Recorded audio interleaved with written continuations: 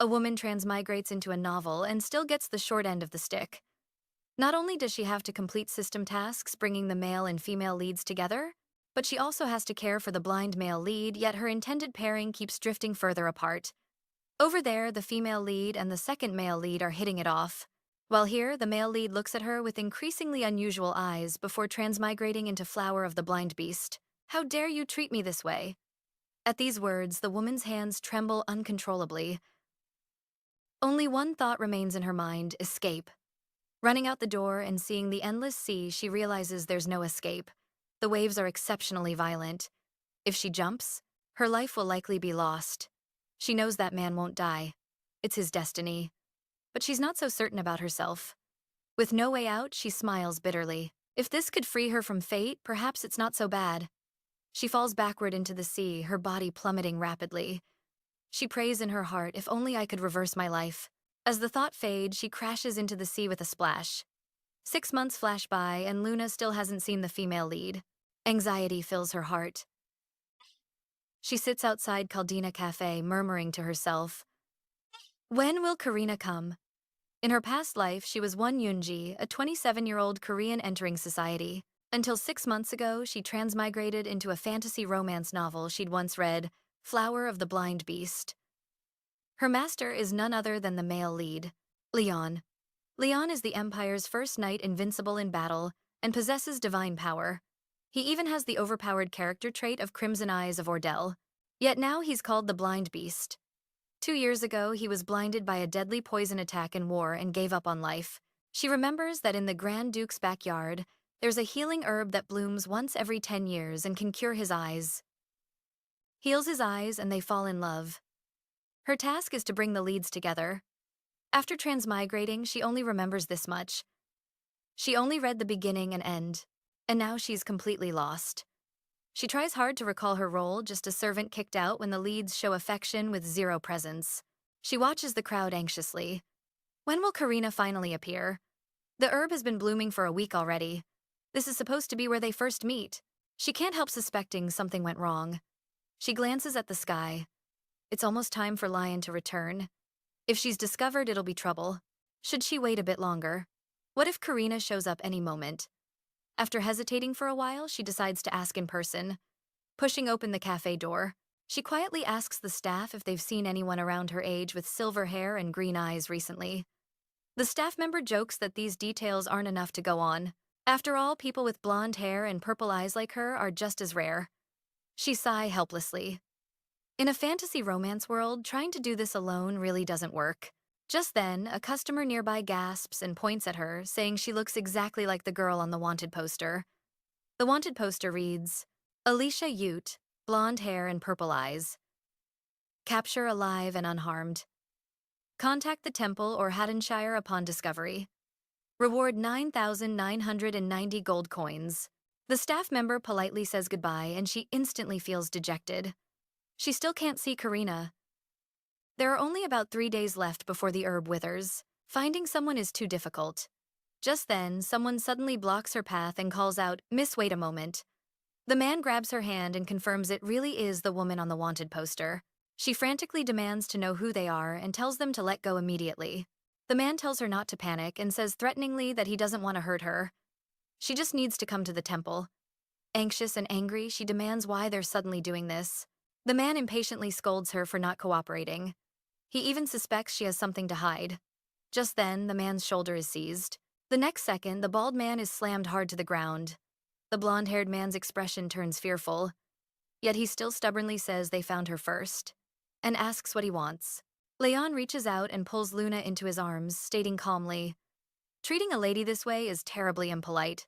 The blonde-haired man laughs loudly, mocking Leon for being blind, and threatening him to step aside quickly. The bald man also waves his fists and curses angrily, ordering Leon to ditch the girl and scram his attitude dripping with arrogance. Seeing this, Luna cries out a warning, her heart jumping into her throat as she screams for Leon to watch out. But Leon just scoffs, remarking that they're the ones who can't see. With a few lightning-fast moves, he takes them all down. Luna is stunned.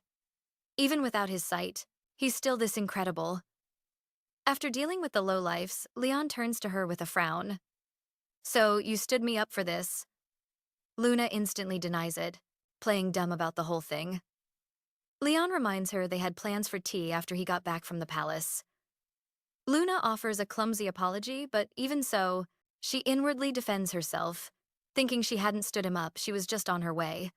But Leon isn't buying it, insisting she broke her promise. Luna feels completely helpless. She changes the subject, telling Leon he's way too trusting. He just asks curiously if this is the cafe she was talking about before. Luna confirms with a confident smile. This is Karina Cafe. At that, Leon decides they should have their tea before heading back. Luna quickly agrees this is perfect. If everything goes according to plan, they should run into Karina. She grabs a menu and asks Leon if he wants the same thing she's getting. He just nods, giving a one-word answer. Luna takes the opening to start a conversation, asking with genuine concern how his trip to the palace went. As he answers, she finds herself secretly admiring him. I mean, she sees him every day, but he's just so handsome. It's her first time seeing him in this particular uniform, and it suits him perfectly. Leon starts to explain. His Majesty summoned me, claiming he had something important to discuss. But it turned out the king was just feeling his age and decided to pressure him about getting married. Luna asks in total disbelief. Even the royals get pressured to get married. Leon nods. His Majesty is concerned about the line of succession for the Grand Duke. Luna nervously asks who the bride to be. Is her heart skipping a beat? Leon replies flatly that he has no idea. It'll be whichever noble lady the Emperor chooses.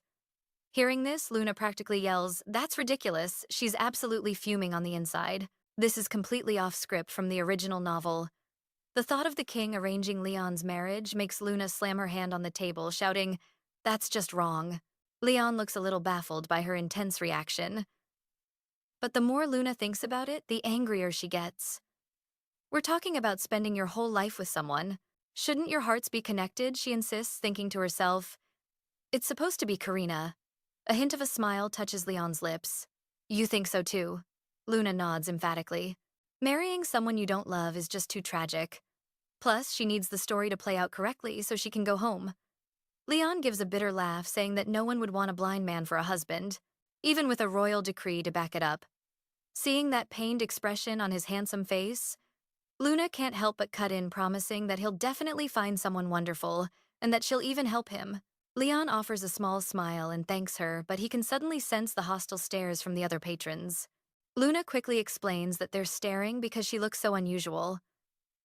Leon seems confused by this, so she elaborates, telling him she has red hair, blue eyes, and darker skin, with very striking features. Leon agrees that such a combination would be quite rare. As Luna leans into her lie, he suddenly asks if he can touch her face. The question makes Luna freeze, totally confused. Sensing her hesitation, Leon quickly explains that he's just curious to see if her face matches her description. Luna's heart starts hammering in her chest, terrified her lie is about to unravel, but he is her master. So refusing is difficult, and he seems so genuinely curious. Murmuring a soft "pardon me," as he slowly raises his hand, Luna gently reaches out and guides it toward her, saying, "You can just place your hand right here." The moment his fingertips make contact, Leon lets out a quiet, thoughtful hum. A shiver runs through Luna, and she can't help but think his hand is so cold. Is it always like this? Leon pulls his hand back and concludes with a smile that her face is truly as unusual as she said. Hearing his words, Luna's face instantly flushes, and her heart begins to race. Leon then asks curiously what the atmosphere in the cafe is like. Well, the tables are round, sort of like the ones in the Grand Duke's kitchen. She continues. And each window has these white lace curtains, though they're a bit grimy so they don't look perfectly white. But the way the sunlight shines through the blue awning outside is really pretty. After listening, Leon sighs that it sounds like a place with a wonderful atmosphere. Luna feels a wave of guilt for lying so blatantly. After all, this is just an ordinary cafe for commoners. She reminds herself that the only reason she came was to make the two leads finally meet. Let's get into Karina's backstory. She was born in the rural outskirts and her parents passed away, but she was later adopted by wealthy relatives who brought her to the capital. Karina has a rough time at her high society debut and ends up wandering into the Karina Cafe. That's where she's supposed to get into a fight with some thugs and Leon on his first outing, since going blind is the one who saves her. This is how they're meant to become friends. After that, Karina goes to the Grand Duke's estate, finds the special herb, and cures Leon's eyes. Thinking about all this, Luna starts to panic. There are only 2 days left to heal his eyes. Just then, Leon suddenly speaks up, saying he has something to ask her. He's curious about the meaning of her name. Luna gets flustered and stammers that she has no memories, trying to dodge the question. That's because she had been found unconscious by the sea and was rescued by an elderly couple. When she groggily woke up, she had no idea where she was. The old woman who saved her sighed in relief, saying her clothes were covered in blood and frightened them. Seeing her dressed like a young lady, they asked if she was all right. Luna quickly thanked them and then asked to borrow a phone. The old woman just looked at her, completely bewildered, having no clue what a phone was. It was then that Luna realized she was in the world of the novel, and the only way to get home was to make sure the story reached its original ending. Feeling hopeless, her only option was to settle in. She headed to an employment agency to look for work and spotted a flyer for the Claremont Duke's house, which was looking for a maid. The man at the agency pointed out that without any identification, this was pretty much the only job she could get. The blind Grand Duke had apparently scared off all the other maids, so they were desperate enough to hire her. He told her to either register quickly or leave. Luna immediately agreed, giving her name as Luna, though she almost slipped and said her modern name W. Yunji. When she first arrived at the Grand Duke's mansion, Leon was living in total despair. Leon was skilled enough to hunt by sound alone. You might think his eyesight wasn't that important, but after a deadly poison blinded him, he couldn't accept losing his reputation as the Empire's strongest knight. He sank into a deep depression and completely gave up on life. Maids who brought him clothes would greet him timidly in hushed voices. All they ever got in return were Leon's ice-cold commands. Back then, everyone who saw him fled as if they'd seen a monster. Not a single new maid ever dared to enter his room a second time. But Luna introduced herself with a smile, saying, "Hello, Master Leon. I'm Luna." She went into his room again and again, never backing down, and would just silently tidy up his disastrously messy room. Luna would bring in his meals and greet him cheerfully. "I've brought your food." Seeing that the soup was piping hot, Luna would say softly, "Let me cool this down for you for just a moment." After cooling it, she'd hand it over, telling him, "Today's soup smelled wonderful." Gradually, Leon started to feel self-conscious. He wasn't afraid of appearing weak in front of strangers, but the fact that Luna saw him at his absolute worst every day really bothered him. Luna, however, didn't notice at all and would eagerly ask if it tasted good the moment he swallowed. Leon would quietly confirm that it did. Finally, Leon took his first step out of that darkness and began practicing how to walk. The man who once only ever laid down could now stand up and walk slowly. In the 6 months since Luna arrived, Leon began to live like a human being again. Returning to the mansion, Luna worries he's tired and caringly goes to prepare dinner. Leon, however, feels a secret twinge of disappointment at Luna's formal and respectful attitude. He knew hoping Luna would see him as a man was still too much to ask. Luna then hesitantly asks if Leon has ever been to the Karina cafe before. Leon looks completely puzzled, saying it's the first time he's ever heard of it. He doesn't understand why Luna is asking. Luna hastily explains that she just heard it was famous. Feeling guilty, she says that the butler is about to give his report and quickly slips away using the excuse of going to get him. When Leon asks about the cafe, Butler Bernard tells him it's a popular spot for couples on dates. He's curious how Leon even knows about such a place. Leon just says coldly that he doesn't need to know. Bernard instantly looks wounded, crying out that Leon just doesn't understand him. Leon ignores the drama and tells him to get on with the work report. Bernard immediately becomes serious and starts his briefing, beginning with the letters sent to the Grand Duke that month. Yet Leon's mind is racing. Why would Luna mention that kind of place for dates? He can't help but wonder, does Luna want to go there with him? The very thought makes his heart race. But he quickly scoffs at himself for being a fool. How could Luna possibly like someone like him? Leon falls silent, filled with disappointment and self-doubt. During their conversation earlier, Luna's breathing had shown no change at all, of disturbance. Only he is like a fool, struggling alone between hope and disappointment.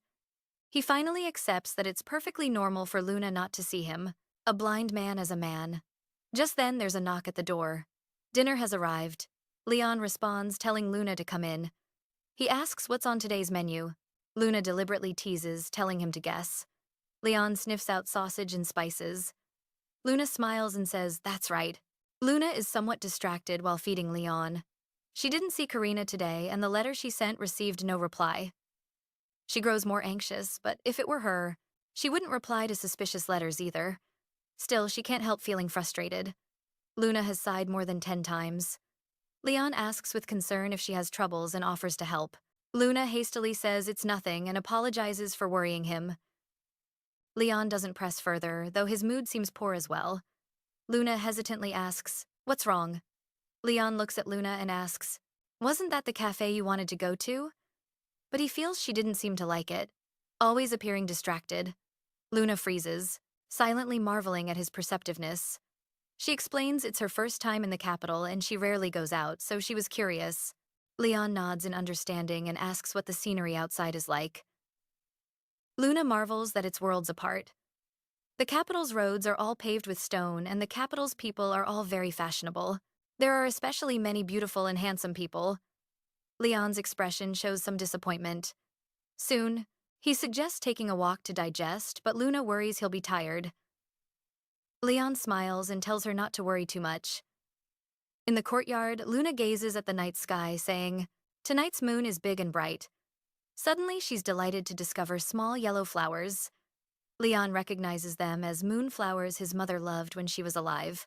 Luna understands and then looks around. She remembers that flowers should be nearby. Finally, she finds it. Seeing the flower is still fine, she breathes a sigh of relief. Fortunately, these healing herb flowers haven't withered yet. Luna silently prays in her heart, hoping the flowers can hold on a few more days.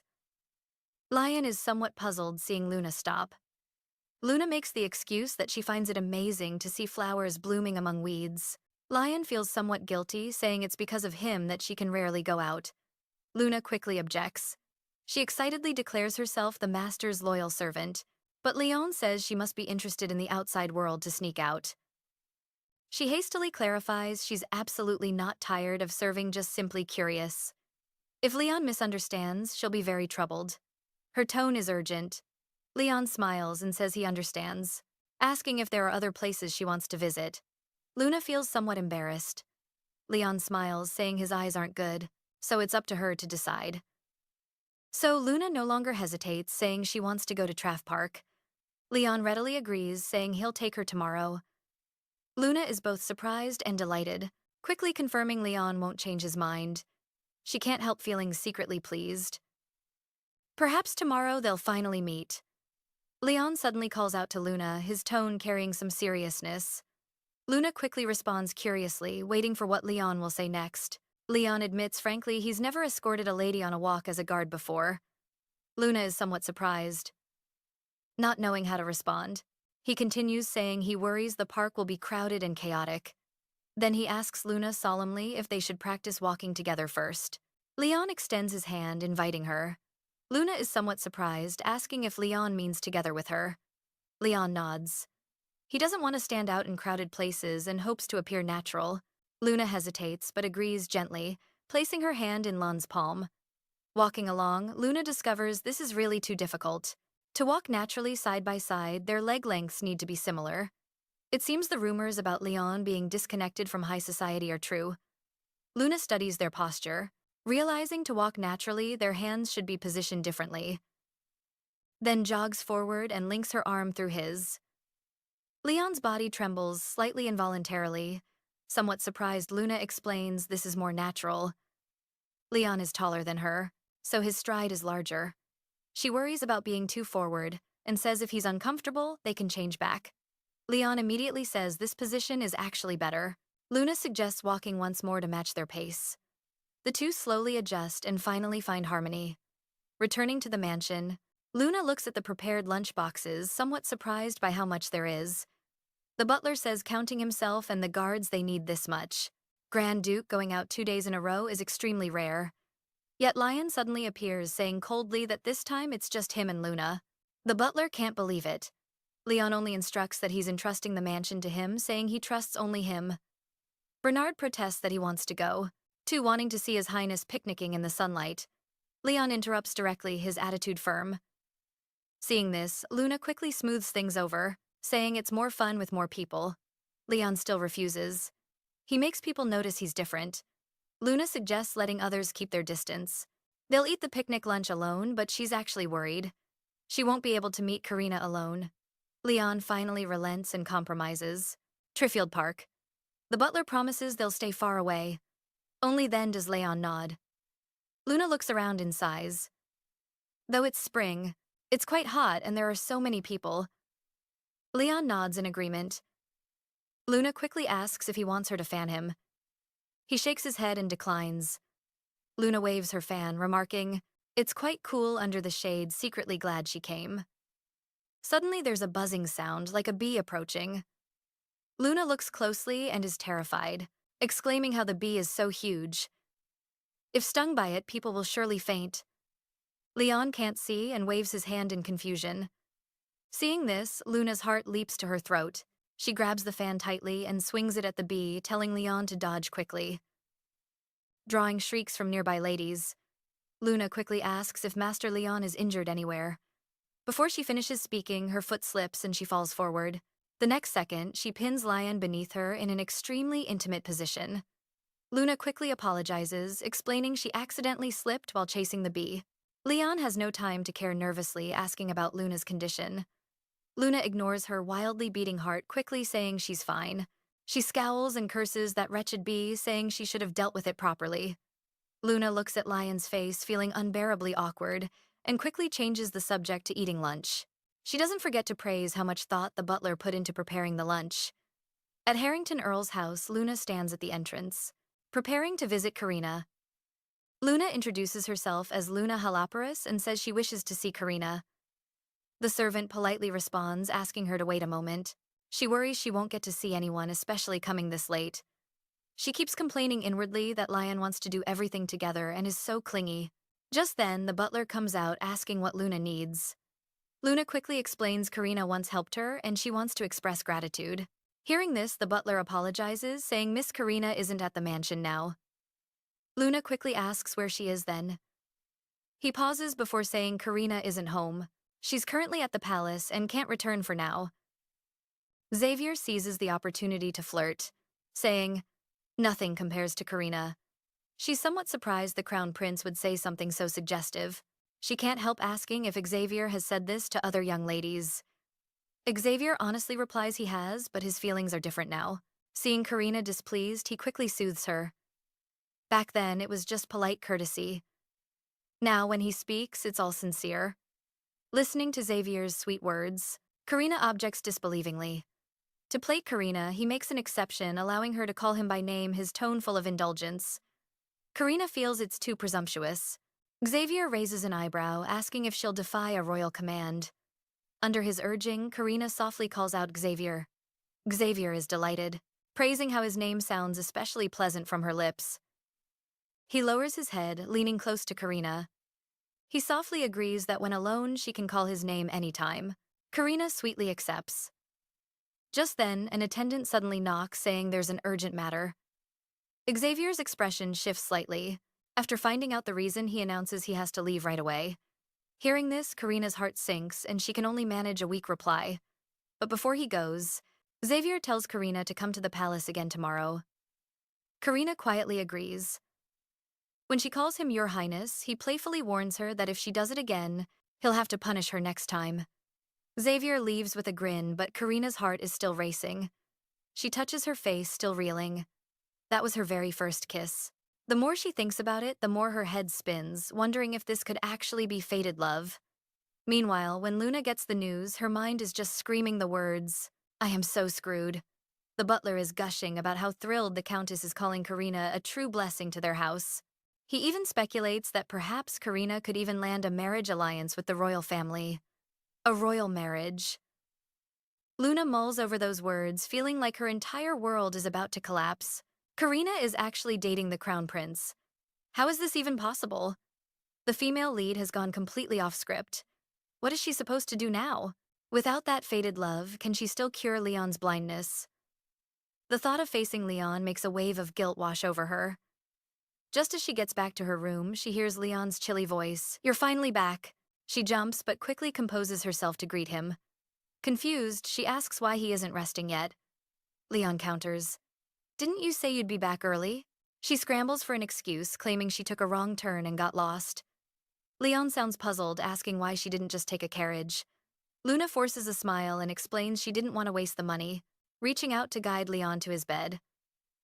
Once he's settled, she asks if there's anything else he needs. Leon tells her he was hoping Luna could read to him for a bit. Luna's expression softens with concern as she asks if he's been having trouble sleeping again. Luna opens the book and begins to read. On the barren plains, the opposing armies gathered for the first time, their strengths perfectly matched. But before long, her eyelids feel impossibly heavy and she's losing the battle to stay awake. She gets to a part about the artillery trails off and then falls completely silent. When the room goes quiet, Leon softly calls out for Luna. He feels her slump against the bed and realizes she's fallen asleep. He can't help but think that staying out so late must have completely worn her out. Then he carefully moves, finding a space next to Luna and lying down beside her. As he listens to the soft sound of her breathing, his heart swells with a gentle affection. His mind suddenly flashes back to earlier today. He remembers the shop owner mentioning that bringing a man to a dress shop would make people assume they were a couple. At the time, he was so stunned he just went home in a daze. He wonders, is it embarrassing for her to go to a place like that with me? Lost in thought, he reaches out and his fingers brush against Luna's arm. He remembers that same jolt he felt when he touched her before. It takes all his courage just to make contact. He figures that to Luna, he's probably just the blind man who hired her.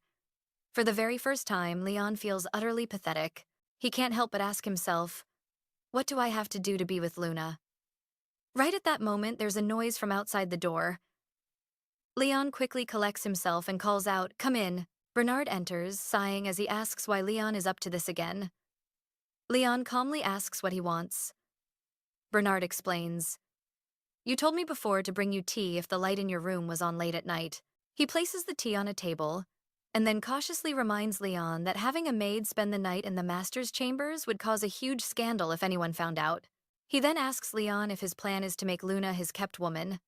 Leon's voice immediately turns to ice, but Bernard plows on, saying Luna comes from nothing. Her social standing is barely above that of a servant. That's the last straw for Leon, who cuts him off sharply. He warns Bernard that even though it's him, he won't tolerate that kind of talk. Realizing his mistake, Bernard immediately apologizes, admitting he overstepped. He then gives a quick bow and makes his exit, getting out of the room as fast as he can. Leon is left seething with anger. Bernard actually had the nerve to suggest he make Luna his plaything. Feeling the lingering warmth in his own hand, he lets out a bitter laugh. If only things could be resolved that easily, life would be so much simpler. Meanwhile, in the frigid Crystal Palace, the Crown Prince's presence is absolutely suffocating. The Crown Prince stares down the two people, kneeling before him, asking icily if they are the ones his father spoke of. His attendant quickly nods, not daring to hesitate for a second. The couple realizes who they're facing and immediately drop to the floor, stammering, "Yoy, Your Highness." Their voices are trembling with pure terror. The Crown Prince impatiently orders them to look up, stating he has some questions for them. He then reveals a portrait, holding it out for them to see. As they look closer, their hearts pound in their chests. The girl in the picture is a dead ringer for Luna. The Crown Prince cuts right to the chase, saying he heard they'd seen this girl. The terrified couple shakily admits that yes, they did see her, about 6 months ago. The Crown Prince immediately demands to know her current location. The couple frantically waves their hands, insisting they have absolutely no idea where she is now. They explain they just rescued her by the lake and let her stay for a few days. She insisted she didn't want to owe them anything, so they dropped her off near the Kruger territory. Unrelenting, the Crown Prince presses them, asking if they're sure they haven't seen her since. The couple nods their heads vigorously, swearing they truly haven't. At that point, the attendant's gaze turns ice cold as he warns them of the severe punishment they'll face if they dare to lie. Petrified, the couple quickly swears they would never dream of deceiving His Highness. The Crown Prince, sensing their fear smoothly, changes his tone. "That's enough," he says softly. "They've been a great help," and dismisses them with a wave. The attendant immediately leans in and quietly asks what's to be done with the couple. The Crown Prince just raises an eyebrow as if to say, "Do I really need to spell it out for you?" His eyes hold a chilling intent. Then he coldly mutters a few words, make them disappear quietly.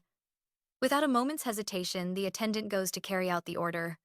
The Crown Prince murmurs, Alicia Ute. His eyes darken as he makes a silent vow to find her. Now let's talk about Ordell, the first emperor of the Constantine Empire and the god said to control the throne. He's the legend who established the empire's glorious history.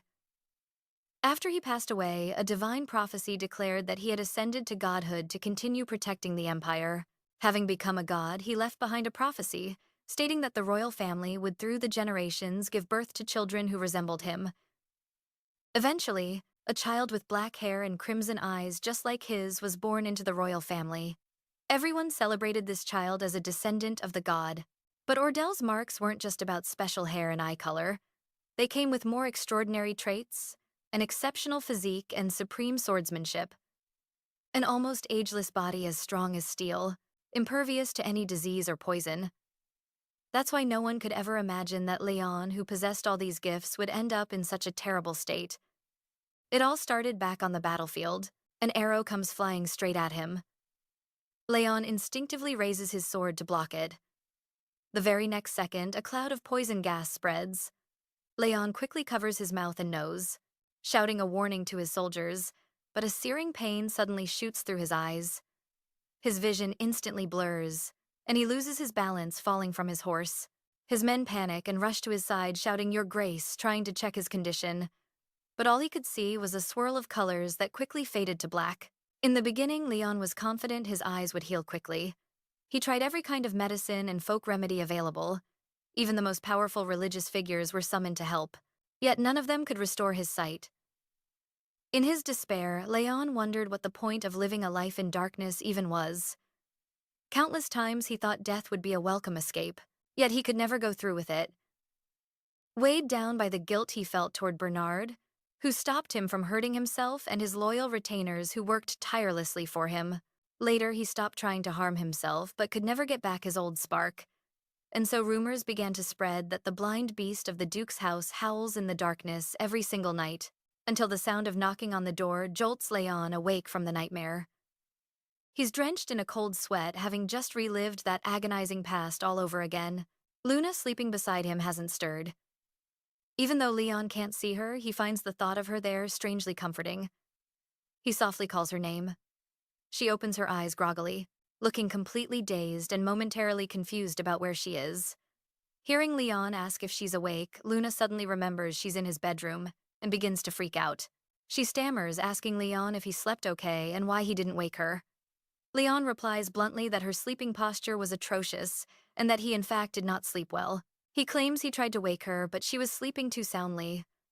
Luna's face turns bright red as she apologizes, mentally scolding herself for crawling into bed with a man who has a fiancé. She hastily tries to bolt, but Leyon calls her back just as she stands up. Luna turns, asking what he needs. But instead, Leyon asks what kind of expression she's making. He presses, asking if she's troubled or if she's blushing. Luna groans internally. She's dying of embarrassment, and he's just messing with her to make her stick to her previous lie. She randomly blurts out, probably chocolate-colored, then spins around to flee, tossing a quick, call me if you need anything over her shoulder as she makes a lightning-fast escape. The second she gets to her room, she's overwhelmed with regret. Luna frantically asks herself if she's lost her mind. Why in the world didn't she just go back to her own room last night? Had she completely forgotten the proper boundaries between a man and a woman? How could she have made such a blunder? Even if she was exhausted from Karina's drama yesterday, sleeping there was a massive mistake. Luna jolts back to reality, realizing she can't afford to sweat the small stuff. If Karina genuinely falls in love with the Crown Prince, the entire original ending will be completely torpedoed. Luna frantically recalls the novel's plot. The Crown Prince was only ever supposed to be a supporting character. In the book's illustrations, the guy practically had side character tattooed on his forehead. According to the original story, Karina shouldn't have given the Crown Prince the time of day. Did they run into each other too soon? Is it already too late to get the main couple together?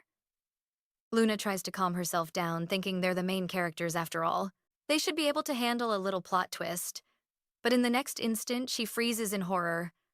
A chilling memory surfaces. The Crown Prince in the novel might have been the true villain, pulling all the strings. Luna curses herself for not reading the novel more carefully. She always had a gut feeling the Crown Prince was shady, but she can't remember the exact reason why. She hardens her resolve. It absolutely cannot end with the Crown Prince. She clings to the hope that if the main characters just meet, everything will correct itself. Fortunately, the butler gave her the day off. So now she's sitting in the Harlington Earl's residence, having told a few more white lies to get here, but she was truly out of options. Just then, Karina walks in with a tray, but a servant tries to take it from her. Karina simply waves her off, saying she's used to it and will attend to her guest herself, dismissing the maid from the room. Karina offers a gentle apology for making her wait. Luna brushes it aside, reminding her that she showed up unannounced. Karina then asks what she can help her with, looking slightly puzzled. Luna explains she's there to repay a favor, and she nods to confirm it. Karina, however, is drawing a complete blank, thinking that surely she would remember someone she'd helped. Luna quickly brings up the old fortune-telling woman in the square, which makes Karina's eyes widen in surprise. Luna then claims the old woman was her grandmother, feeling a twinge of guilt for so casually co-opting a character from the novel. She lays it on thick, explaining her grandmother had dementia and was often treated poorly.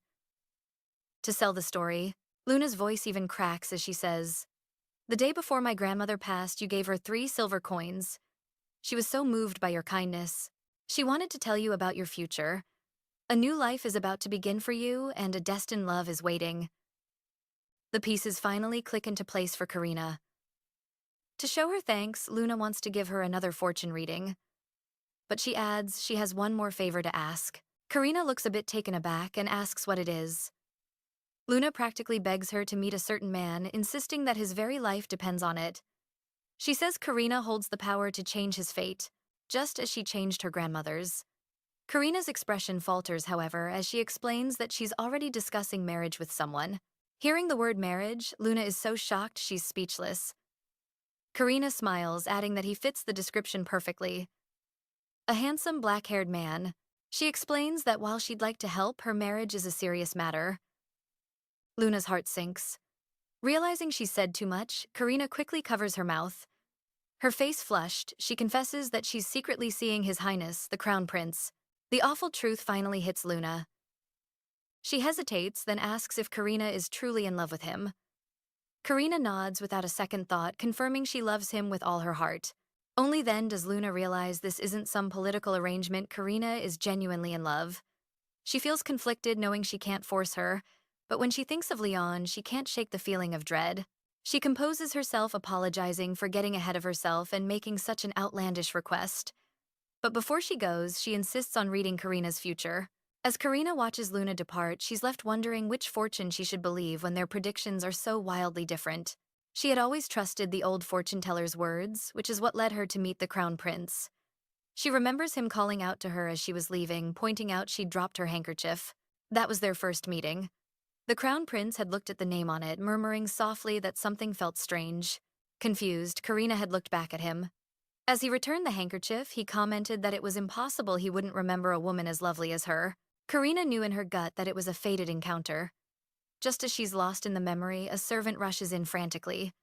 Puzzled, Karina asks, "What's going on, the servant?" Suddenly, a servant excitedly announces that His Highness the Crown Prince has arrived in person. A stunned but thrilled Karina immediately rushes out to meet him. With a playful smile, the Crown Prince teases her, saying that waiting for her is just exhausting. Karina gets flustered, apologizing for not being ready, but he cuts her off with a serious warning, telling her he'll have to punish her if she calls him "Your Highnesses" one more time. Karina just blinks innocently, asking if he really means it. And just like that, he swoops in and plants a kiss right on her lips. The Crown Prince pulls back with a smirk, teasing that this is exactly the kind of punishment he had in mind. But when Karina just stands there frozen, he gets a little nervous and asks if that was too cliché. Karina's mind flashes back to the old fortune-teller's words that their love would blossom even before any official blessings. Yet it would still be honorable because their child is destined to rule the world and take the throne. The fortune-teller had warned Karina not to let her destiny slip away. Only by following her heart could she truly seize her own fate. Right then and there, Karina decides she's going to stay by Xavier's side. Overwhelmed with emotion, the Crown Prince tells her there's no way he can let her go home tonight. Karina is now completely certain that the Crown Prince is her destiny. He doesn't have to take her back. Luna had said there would be 2 men in Karina's life. Luna had said if things didn't work out, she should just look around and she'd find everything she wanted. But Karina's resolve is unshakable. Even if there are two men, she has eyes for only one. She clenches her fist, vowing to never let go of the destiny she now holds in her hands.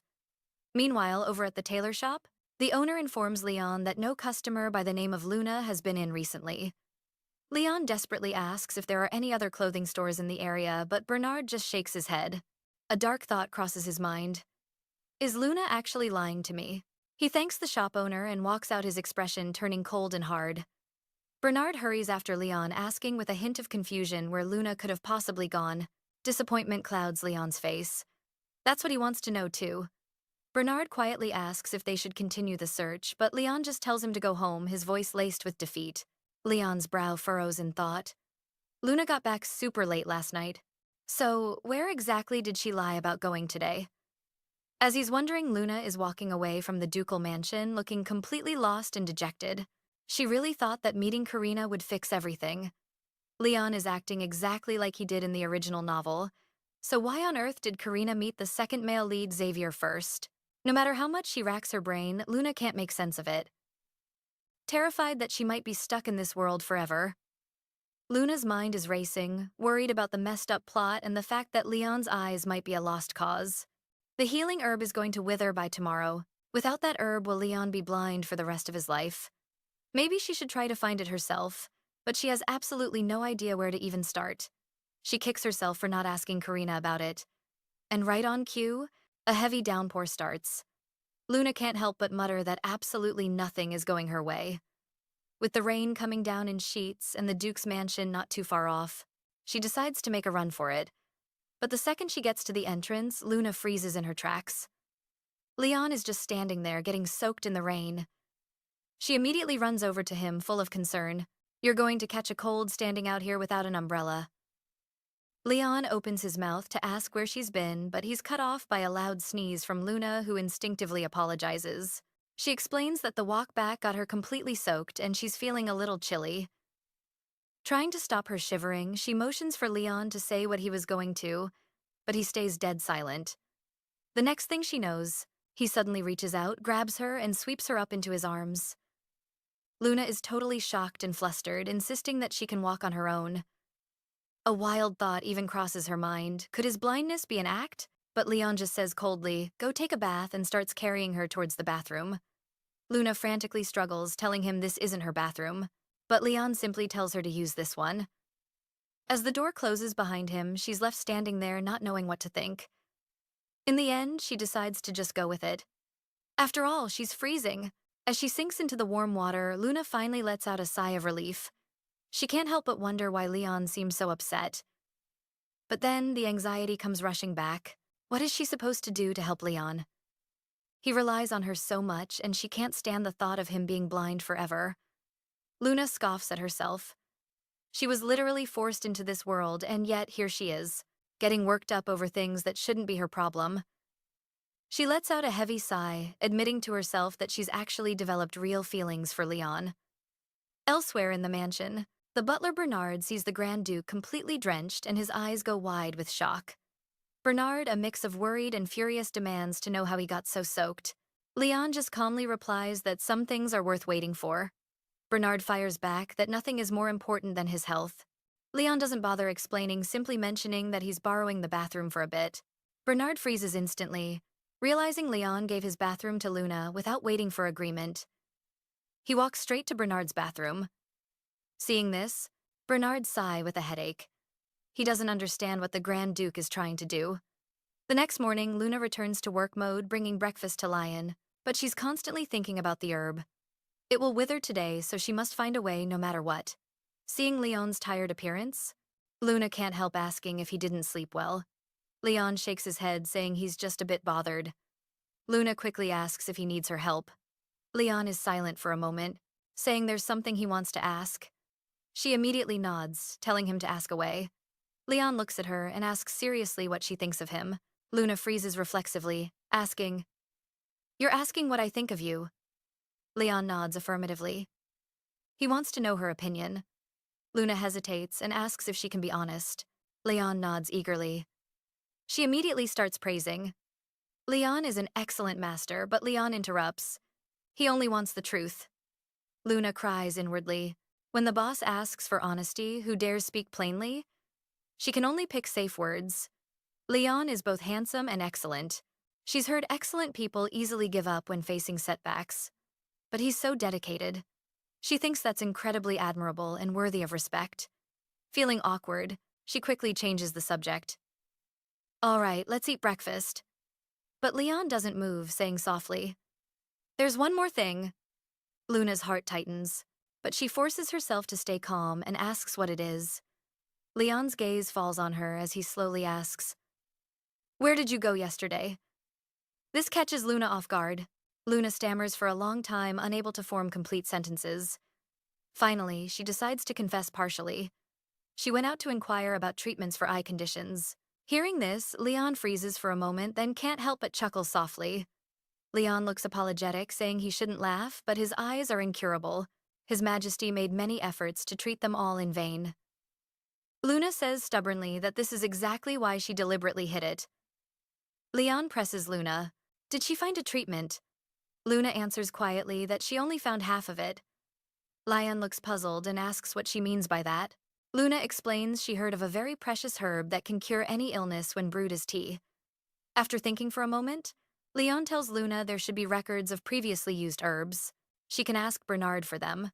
But then he dampens her hopes, telling Luna he'll try anything she brings, but she shouldn't expect too much. Hearing this, Luna softly calls out Leon's name and places her hand on his with sympathy. His body trembles slightly. Luna tells Leon firmly that he will definitely regain his sight. She says with certainty that she will make Leon see again.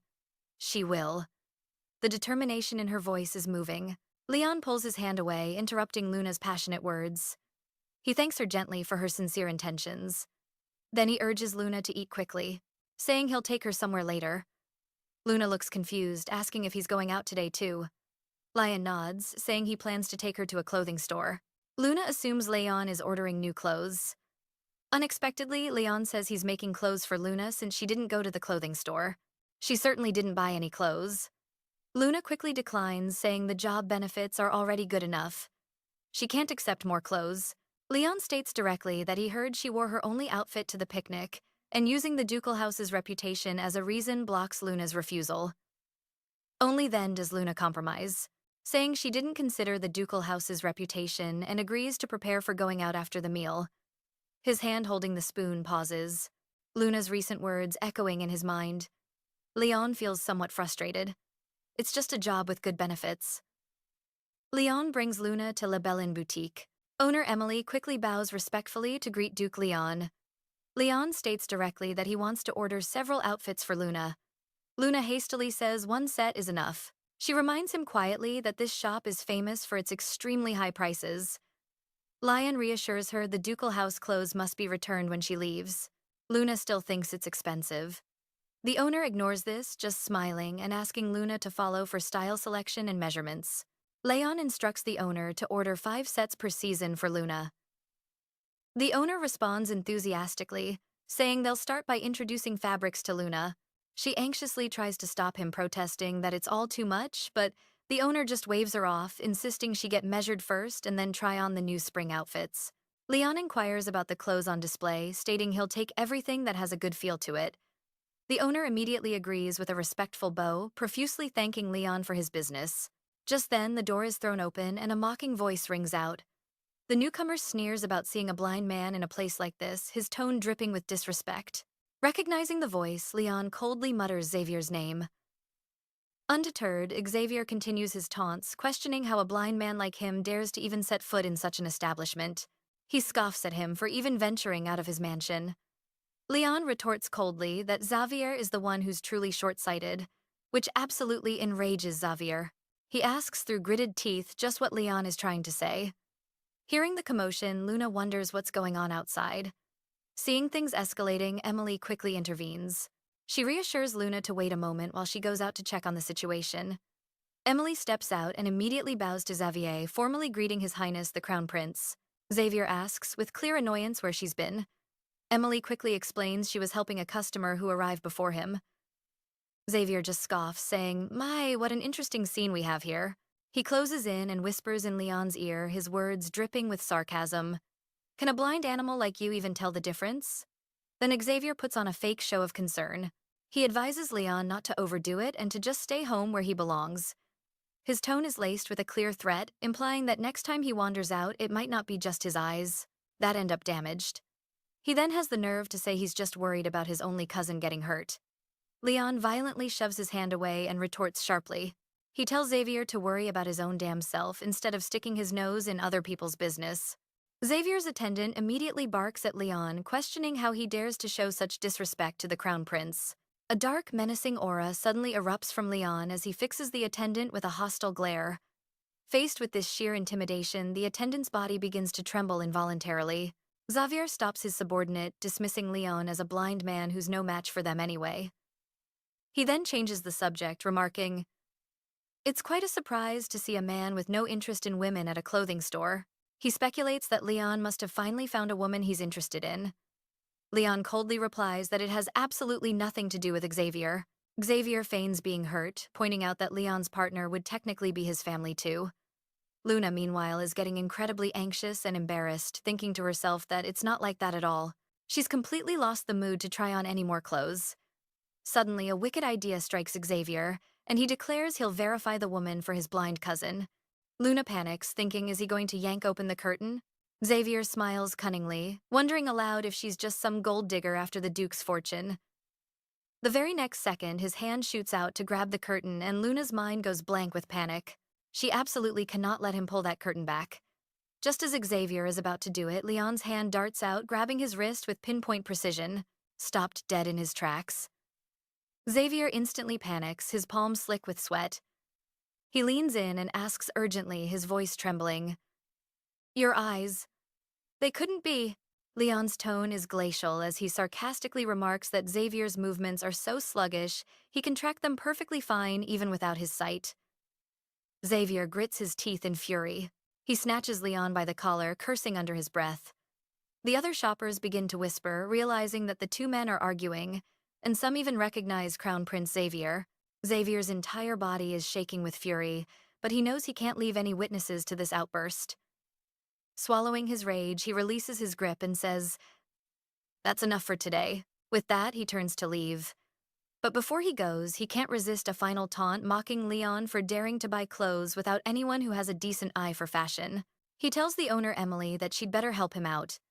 Emily tactfully replies that with enough money, anything is possible.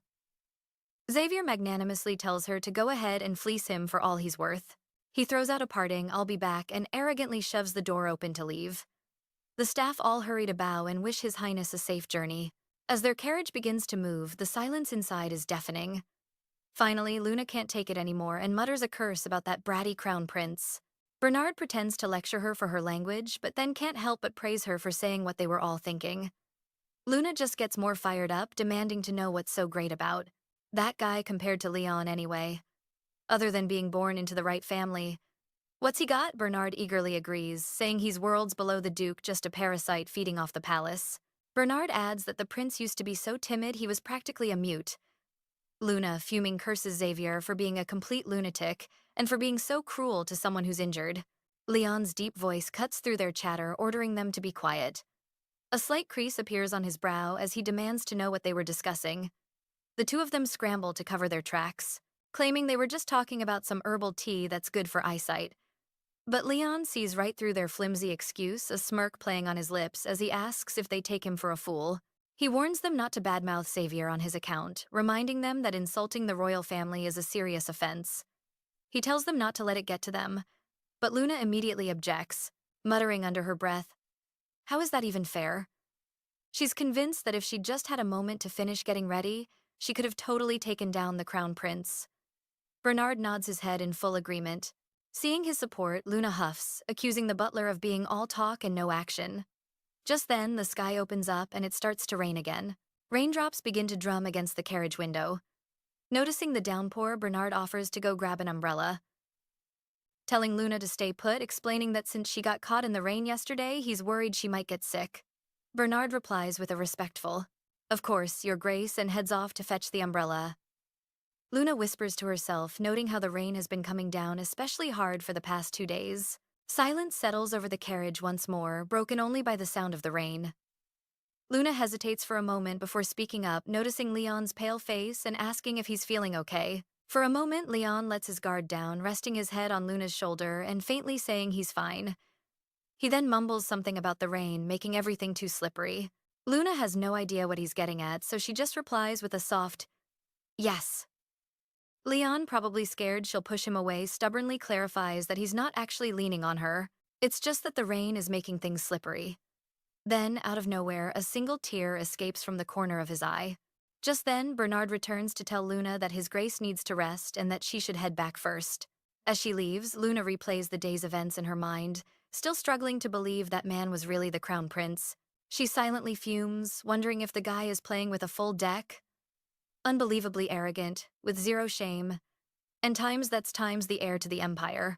Luna can't wrap her head around how the second male lead the crown prince could be such a total letdown. She kicks herself for not just yanking that curtain shut and giving him a piece of her mind. Her heart clenches with pain, thinking about the humiliation Leon had to endure, and she makes a silent promise to herself to help him get his sight back. But then, a sudden realization hits her like a ton of bricks. The herb. She remembered the crucial herb. She bolts out the door to find it cursing herself for being so spaced out that she completely forgot about it. A specific line from the novel flashes in her mind. This flower holds the cure, but it will wilt if touched by rain. It seems to have been waiting for you, sensing your persistence. The words echo in her head as Luna paces back and forth, consumed with anxiety, terrified the herb has already withered after 2 straight days of rain. The warning was right there in the novel, crystal clear, and she'd completely blanked on it. The memory of Leon looking so unwell back in the carriage makes her panic even more. Luna is so overwhelmed with worry that tears start to well up in her eyes, but she still has no clue what to do. By the time she finally locates the herb, her worst fears are confirmed. It's already starting to wilt. The faint glow of the plant is fading fast. It's dying. Biting her lip hard, Luna tells herself this is no time for tears. She yanks the herb from the ground, her eyes filled with fierce determination. She has to find a way. When she gets to the kitchen, her heart is pounding in her chest. There's no time to build a fire from scratch. She frantically scans the room. The head chef is long gone, and at this hour, there's no one around to help. The only place with a ready fire is Leon's room. Without even thinking to knock, she throws the door open and rushes inside, blurting out an apology to a stunned Leon as she continues to move with purpose. Leon, taken aback, calls out her name softly. Luna quickly tries to explain that she just needs to borrow his fire to prepare the herb. Leon is completely bewildered, but before he can even respond, Luna has already thrown the herb into a pot of boiling water. She stares intently at the herb, steeping in the pot, her heart filled with dread. The truth is, she has absolutely no idea how to brew this kind of tea. She should have researched it properly. The more she thinks about it, the deeper her regret becomes. If she was just going to rush it like this, why did she waste so much time agonizing over it before Leon's voice cuts through her spiraling thoughts, demanding an explanation? Luna looks up at him and apologizes, feeling a wave of guilt for barging in so rudely. But Leon's voice is surprisingly gentle as he reassures her. I haven't even tasted it yet, so how can you be sure it's ruined, Luna? He insists that he will drink whatever she's prepared for him. Luna explains miserably that she didn't even know the proper way to brew it. Leon just acts as if he doesn't hear her, with a serious tone asking if she planned on ignoring her master's wishes and telling her to hurry up and pour it. Luna's resolve completely crumbles as she stares at the pitch. Black tea, her anxiety skyrocketing. This was a terrible idea. Drinking this would definitely cause a problem. But just a second later, Leon tilts his head back and chugs the whole thing down. Luna screams in alarm frantically, trying to make him stop, terrified of what might happen, but Leon just says it doesn't matter. He'll drink anything that Luna brings for him. She still tries to reason with him, but Leon insists that her good intentions are more than enough. Tears well up in Luna's eyes as she promises to find a better medicine for him. Leon just looks at her and chuckles softly, telling her he'll look forward to it. Meanwhile, elsewhere, the sound of a wine glass shattering echoes loudly. The crown prince clenches his fist, silently cursing Leon for daring to smile so freely. He's absolutely consumed by resentment. He himself hasn't even tasted happiness. So how dare that man, Xavier, completely loses his composure and lets out a low growl. He once adored those sky-blue eyes of his. The sky is the highest place in the world, after all, perfect for someone as noble as himself. He still doesn't get what was so wrong with them. But for the Odell family, blue was an unacceptable color, and therefore he became a defect. In everyone's eyes, he was nothing but a failure filled with a bitter sense of injustice. All because his eyes weren't red, he was branded the defective crown prince, and the endless public gossip nearly shattered him. He vividly remembers the day Leon Claremont was born with those very red eyes. It felt like his entire world had been violently shaken all over again. The ministers all argued that Lord Leon was a more suitable heir to the throne. They aggressively pushed for the emperor to adopt him as a son and grant him the Odell family name. They pleaded with His Majesty to understand their reasoning and protect the empire's sacred legend. From the shadows, Xavier snorted in disgust at the thought of choosing an emperor based on some dusty old myth. After all, he was the emperor's true son. Even the empress was racked with guilt about it, always wishing she hadn't given birth to him that way. Those damned eyes. Xavier thought, his resentment festering. The memory sends him spiraling, and he wonders obsessively. Was blinding his eyes not enough? He grinds his teeth. He'd finally dragged the man down into the mud, and now he was trying to crawl back out. How dare that blind animal? With that thought, Xavier quietly asks his attendant if Leon has a woman now. The attendant confirms that he does. Xavier then orders him to find out everything he can about the woman by Leon's side, and the attendant responds with a respectful bow. A sinister and curious light fills the Crown Prince's eyes. He wonders with pure malice just how long Leon's newfound happiness can possibly last. Leon suddenly cries out in agony. A shocking splash of blood drips onto the bedsheets. Hearing the noise, Bernard rushes in, urgently asking what happened. My eyes, Leon groans through the pain. Luna is frozen in terror at the sight. Bernard barks at Luna to bring the rest of the sedative immediately. Luna is a mess of panic and distress. This is the first time she's ever seen him in so much pain. She hastily agrees, but her heart is seized by a cold fear. Could it actually be because of that tea? Later in the room, Leon is sleeping deeply. Bernard quietly comforts a shaken Luna, assuring her the Duke should feel better after taking the sedative. He then lowers his voice, suggesting they talk. Bernard leads Luna to a chair and gently asks if she was frightened. Luna just nods. She admits she was a little scared and asks if he was. Bernard just calmly shakes his head, explaining that this sort of thing used to be a frequent occurrence. Luna is shocked. She's never seen anything like it. Bernard explains it was all before she came to the mansion. Back then, His Grace endured unimaginable pain every time he received treatment for his eyes. That cruel nickname, the Blind Beast, wasn't just made up overnight. They tried every possible method to cure His Grace's eyes, and each treatment left him screaming in agony. His Grace even began to harm his own eyes back then. Bernard looks utterly helpless, recalling it. By the time you arrived, Luna, His Grace had already given up on everything. Luna is silent for a long moment, drowning in self-blame. She remembers Leon telling her that there should be organized records of all the herbs they'd used before saying he'd be willing to try any herb he hadn't tried before. Leon knew it could be painful, yet he was willing to drink anything she brought without question. Luna's heart aches at the thought. He trusts her so blindly. Seeing her expression, Bernard advises Luna not to blame herself too much before asking what exactly she gave His Grace to drink. Luna lowers her head in shame, saying she isn't entirely sure herself. Bernard is completely stunned, unable to believe she gave His Grace an unknown substance as medicine. Luna hastily tries to explain that it's definitely medicine he's never tried before, but she can't for the life of her remember its name. Hearing this, Bernard is overcome with anger and anxiety, demanding how she could give His Grace a potion of completely unknown origin. Luna is consumed by guilt, but is at a loss for words. A helpless Bernard keeps pressing her, asking where the medicine came from and who her source of information was. Luna looks pained, insisting she can't disclose it and that Bernard wouldn't understand even if she did.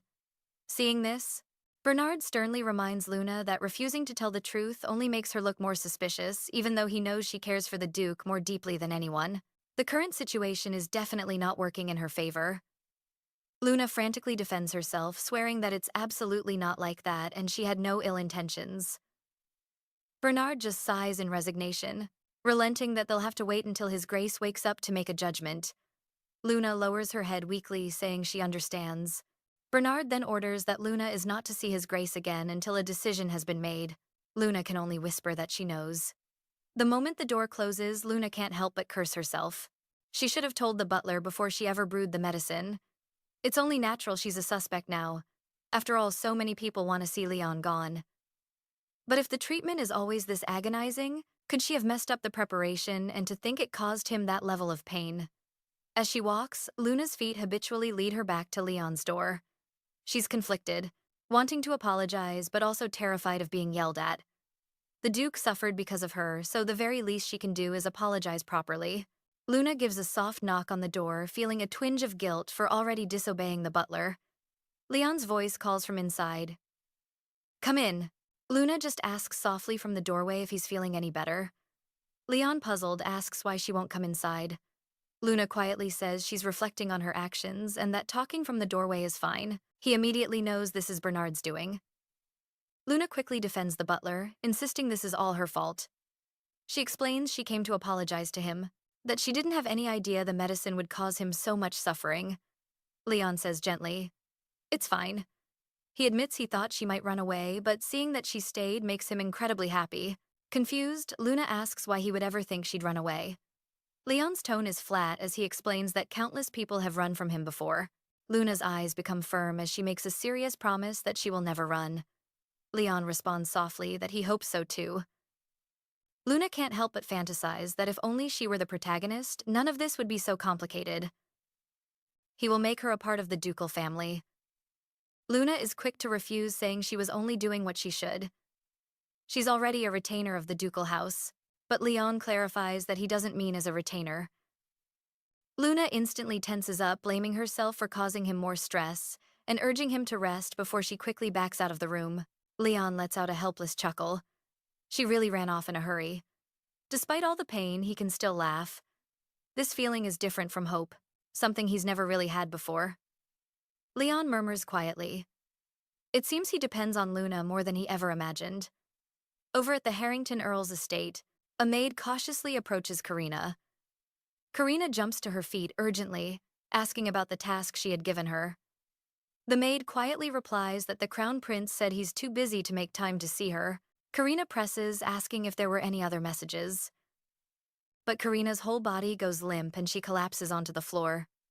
She cannot understand how Xavier could treat her like this. Since the night they spent together, for the past 4 days, he hasn't contacted her at all. Xavier is clearly avoiding her. Suddenly, she tries to reassure herself, saying not to misunderstand. His Highness must truly be overwhelmed with work. The maid hurries forward to help her up. Karina's eyes are filled with determination as she tells the maid to prepare a carriage for her. The maid looks baffled, asking why she suddenly needs one. Karina's tone is resolute. "I'm going to the palace." Crown Prince Xavier glares down at the report and asks coldly, "Is this everything?" The attendant hastily apologizes, explaining that the ducal house has so few staff members that they can't plant anyone to investigate.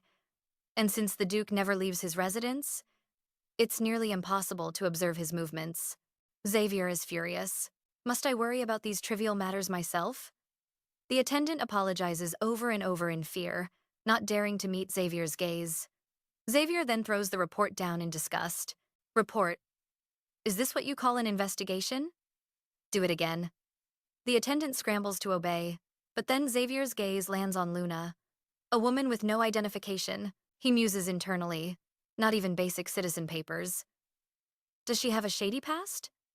Is she an ex-con, a prisoner of war, or just some street rat? Xavier scoffs at Leon's absolutely terrible taste. He can't help but maliciously wonder what kind of tricks a woman like that used to seduce Leon, a man who never touches women. Quite a feat, he thinks. He really should have gotten a look at her face back then. On a whim, Xavier changes his mind, ordering the attendant to bring Luna to him. The attendant freezes, stammering in disbelief. "Bring that woman here?" A cruel glint appears in Xavier's eyes. He wants to see the look on Leon's face when his precious toy is taken away. A knock sounds from outside the door. The attendant leans in to report quietly to His Highness, the Crown Prince, informing him that a Miss Karina is requesting an audience and is currently waiting outside. Xavier's brow furrows in confusion. "Karina?" The name doesn't ring a bell. The attendant quickly clarifies, "Miss Karina Derain Harrington." Xavier asks impatiently, "And who is that?" Why should I have to see someone like her? He waves his hand, telling the attendant to find some way to send her away. The attendant quickly bows and exits to handle it. With another dismissive gesture, Xavier clears the room, leaving himself alone. He bends down to pick up the portrait from the floor, examining it closely.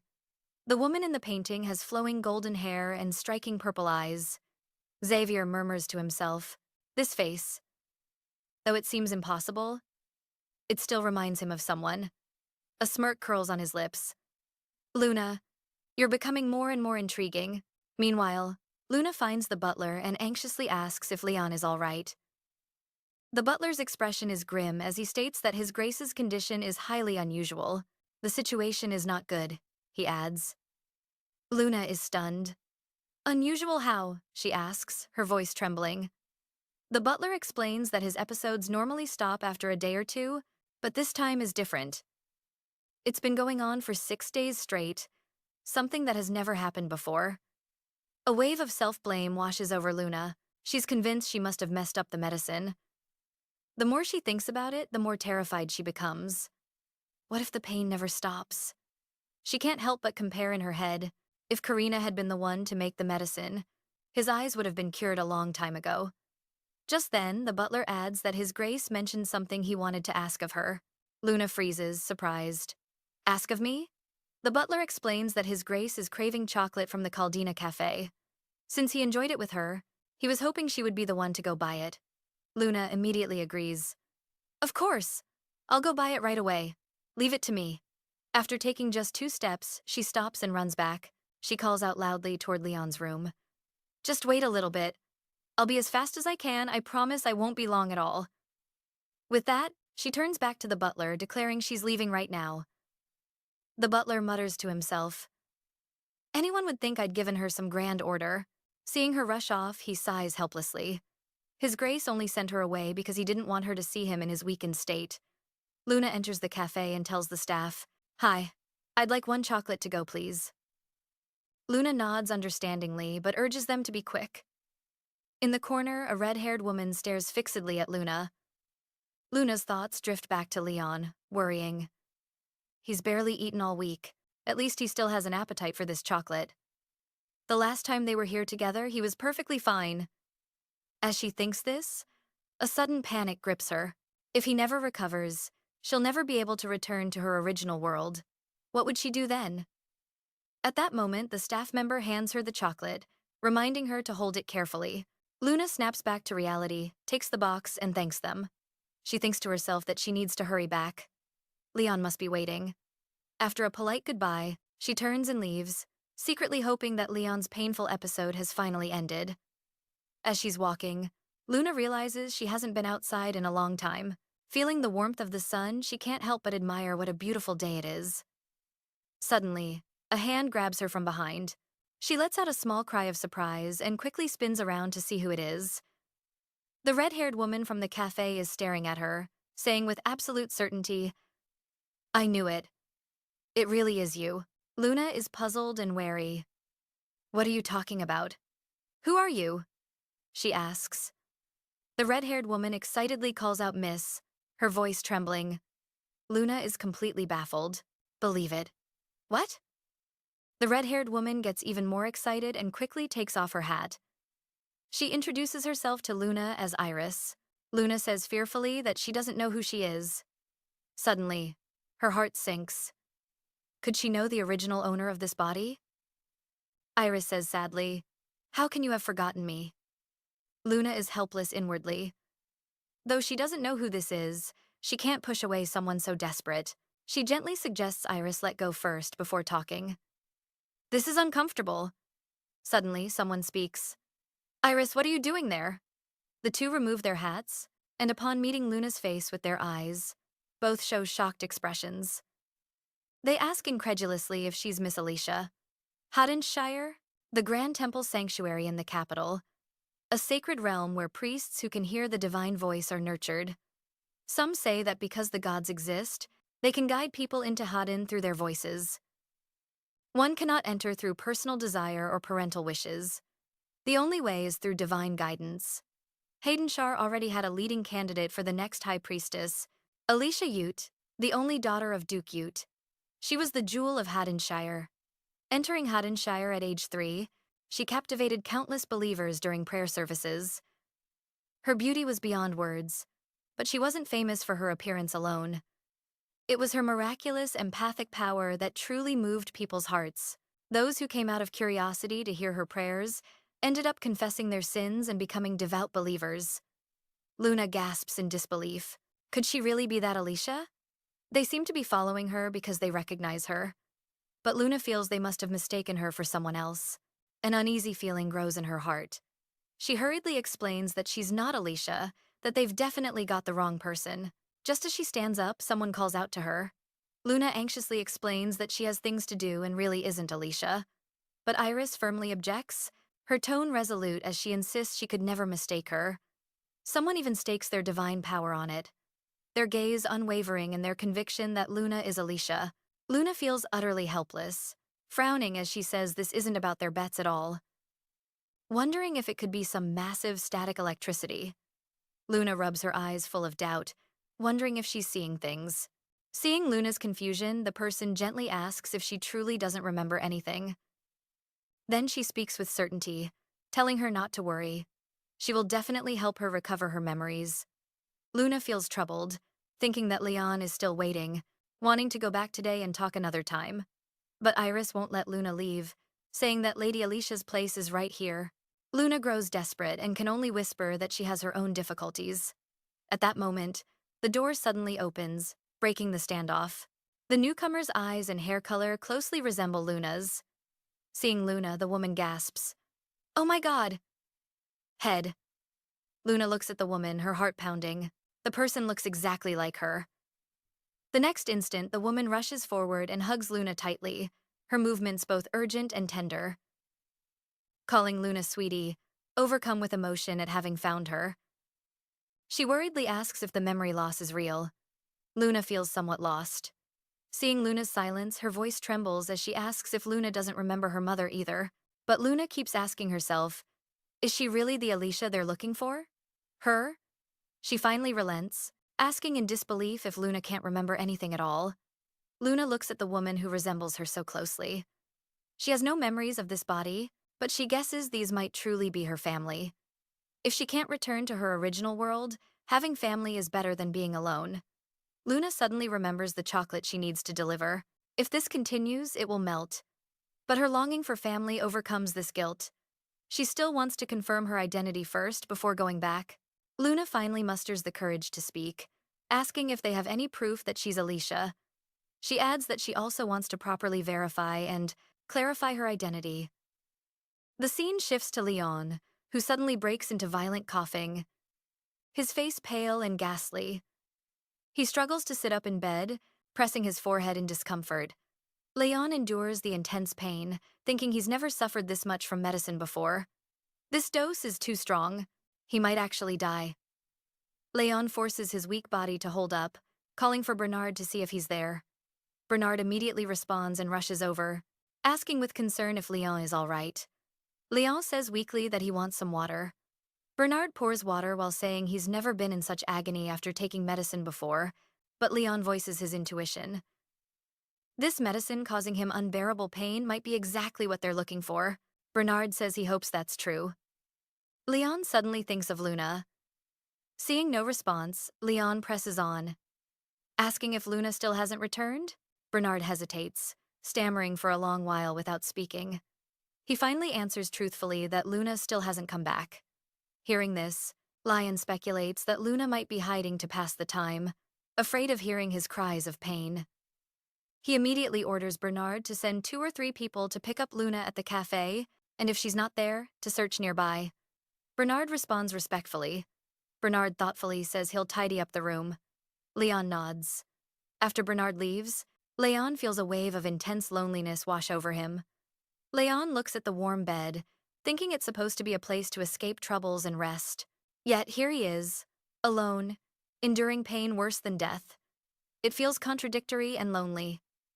Leon whispers Luna's name, longing surging uncontrollably in his heart. Though he fears Luna will blame herself seeing his suffering and keep her distance, he still craves her touch. Leon recalls his former self, who would have regarded others' sympathy as an insult. Now he understands that what he needs most is exactly that understanding and empathy. Leyon never imagined he would crave others' care and compassion so much. He silently repeats over and over in his mind, hoping Luna will return to his side soon, following them into an estate. Luna looks around curiously. Stunned by the luxurious decor, she can't help wondering what this place is. Iris turns back to explain they're going to show Luna proof. Then she walks to a large mirror and gestures for Luna to come over. She holds up the mirror and immediately tells her to undress. Luna instantly becomes alert, asking in confusion why she needs to undress. Iris simply says to remove her clothes for now. Only her back needs to be exposed. But Luna firmly insists she explain first, without waiting for her consent. Iris forcibly pulls off Luna's clothes. Seeing the mark on her back, Luna cries out in surprise, curiously asking if it's a tattoo. Iris immediately denies it, firmly stating it's not a tattoo. Luna falls silent. She has no idea what this is. Seeing this, Iris explains it's a scar, a priest mark, usually located on the back near the heart. Luna curiously asks if this mark appears naturally like a mole. Iris nods, explaining it's a mark etched by the gods that appears automatically after becoming a priest. After learning this, Luna feels both shocked and amazed, finally sensing she's truly inside a novel. She's only been at Lan's estate all this time and had no idea. It's been a year since she transmigrated, and she didn't even know about this mark on her body. Luna can't help worrying if she's acting too surprised. Iris gently asks if what she just said helped Luna remember anything about Alicia. Luna hesitates for a moment. Honestly, admitting she didn't remember anything, apologizing with some guilt. That mark confirms she's Alicia. But if that's the case, does it mean the original owner is already dead? Which is why she could transmigrate. Thinking this, Luna grows more confused. She can't hear the voice of the gods at all. She looks up at Iris, unable to help, asking if priests can hear the voices of the gods?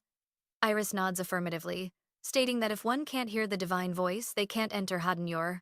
Luna doesn't understand, candidly, saying that if she's truly Alicia, there's no reason she wouldn't hear the divine voice.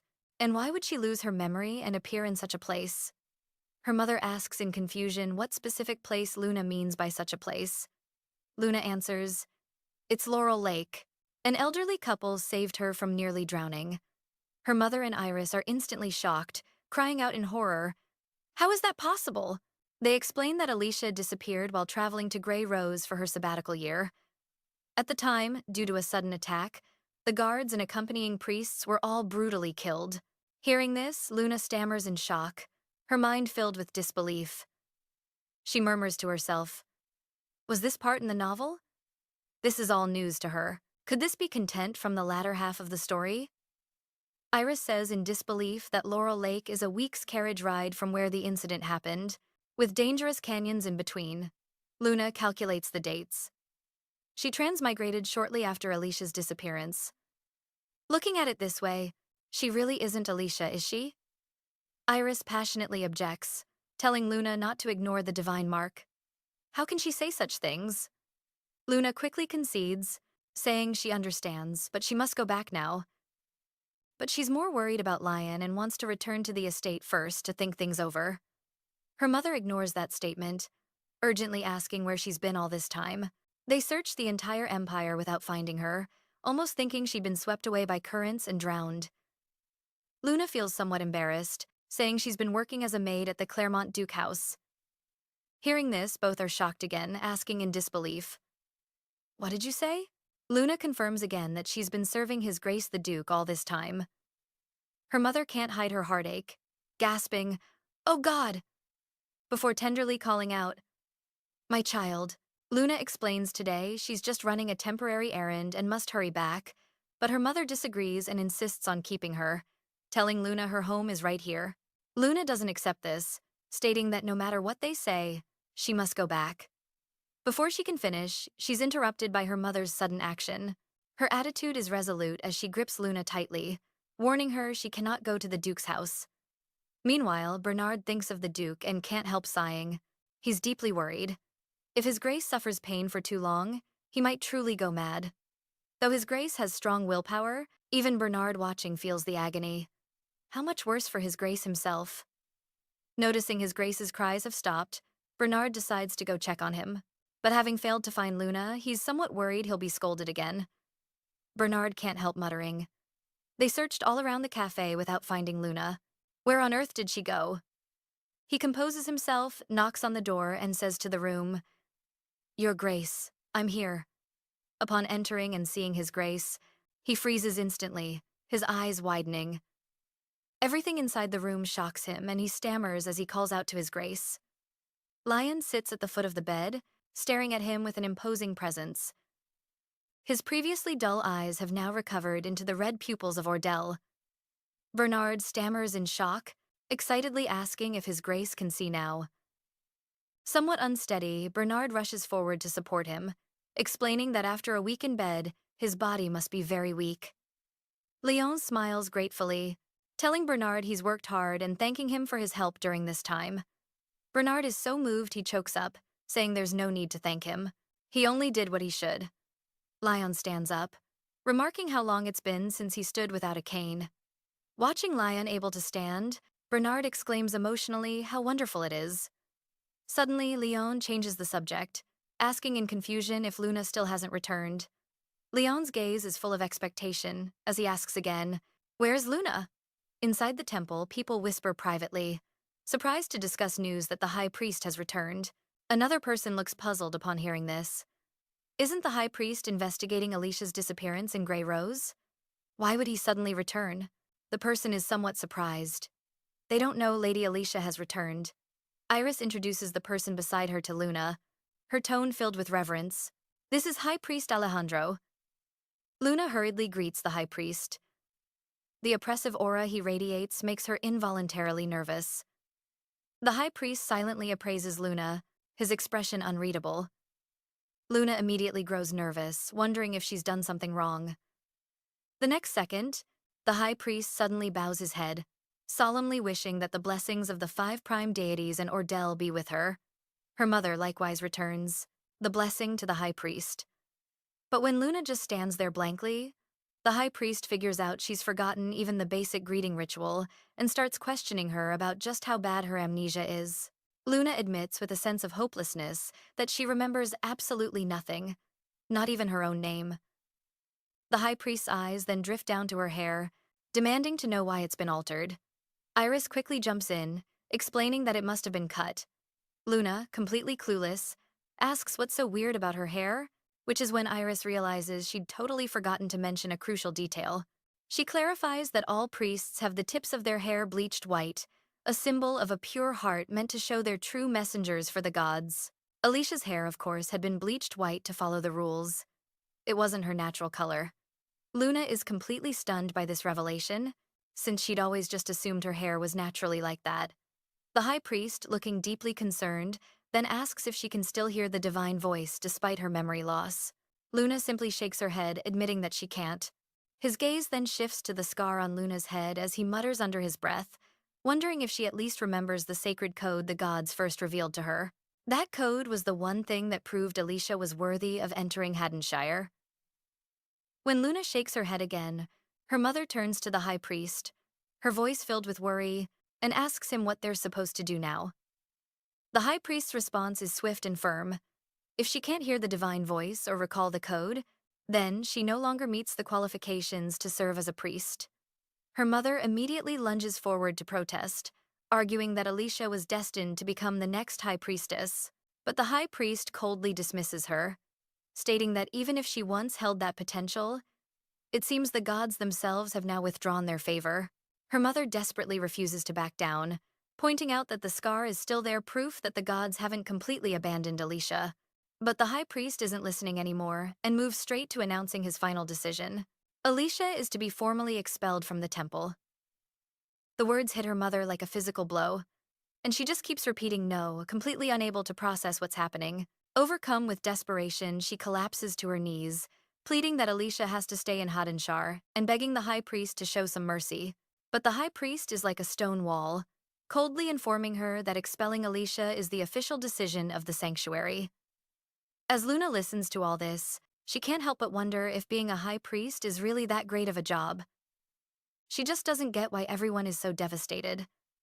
Alicia is only 20 years old, after all. It's basically just a career change. Meanwhile, her mother still isn't ready to give up and tries to bargain with him. She asks that if Alicia gets her memories back, he'll agree to withdraw the order of expulsion. Faced with this desperate plea, the high priest stays silent for a long, heavy moment. Finally, he offers a hollow apology, saying, "That is a request that must be decided by the sanctuary." Since there's no way to know if Alicia will ever hear the divine calling again, he can't give her a straight answer. He says they will simply have to let things play out naturally, waiting until Alicia can once again understand the will of the 5 prime deities in Ordel. With that, the high priest orders both Alicia and her mother to leave Hadanur at once, without delay. Back inside the carriage, the atmosphere is just suffocating and heavy. Luna can see how crushed her mother is, but she has no idea what to say to comfort her. Even though none of this is technically her fault, she can't help but feel a strange sense of guilt. She figures it must be like when parents work hard to send their kid to a top-tier school, only for the kid to drop out and try to start some business. That feeling of helplessness and disappointment. With that thought, Luna softly calls out, "Mother." Her voice a mix of guilt and newfound resolve. She starts by apologizing to her mother for not being able to remember a thing, but then she comforts her, promising that she will absolutely live a happy life. Luna stresses that this is her life now, and she's going to work hard to fill in all that lost time, and won't let her mother down. She'll put her whole heart into learning, no matter what it is.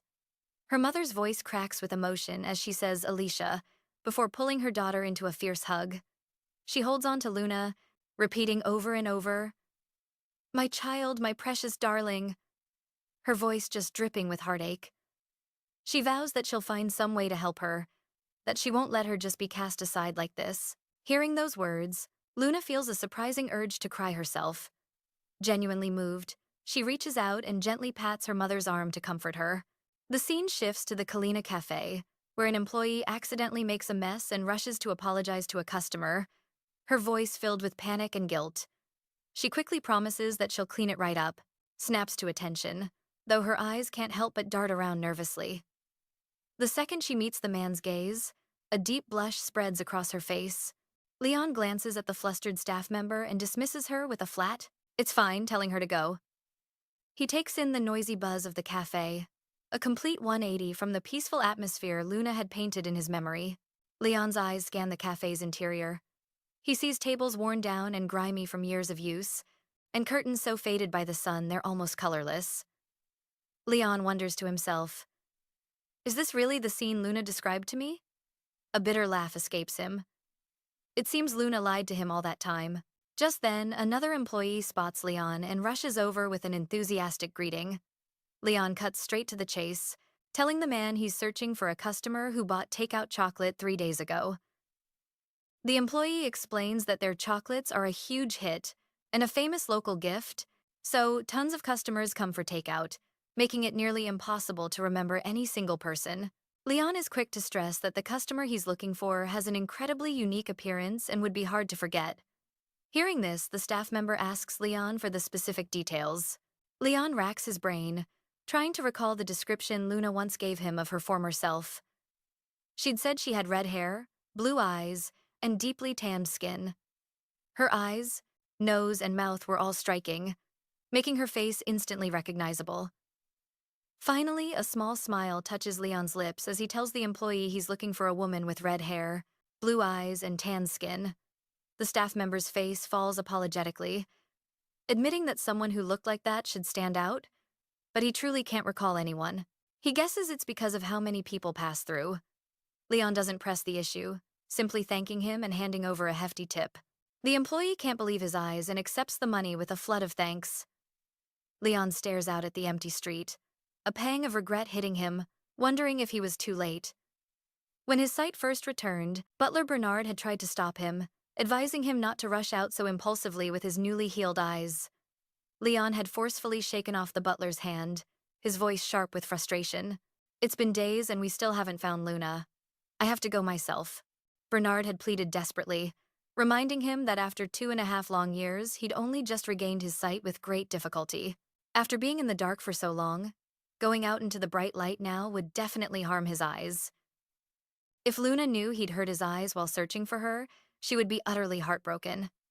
Thinking back on it, Leon sighs in defeat, lamenting that his butler is far too shrewd, but all of this had wasted way too much time. In the next moment, Leon calls out for Cedric, ordering him to find people who specialize in running errands and tracking people down. Cedric immediately responds with a respectful, "Yes, Your Grace." Leon looks at Cedric, who had stayed up for 2 days straight and rushed all the way from out of town, and thanks him quietly. Cedric quickly waves it off, saying with sincerity that His Grace's recovery is the real reason to celebrate. He leads Leon to a residence and knocks on the door. A man from the Information Guild opens it after a moment and asks what business they have. Leon doesn't beat around the bush, stating directly that he's there to find someone. At his words, the man doesn't miss a beat, laying out the price.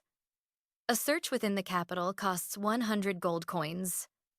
If the search expands to other regions, there will be additional fees.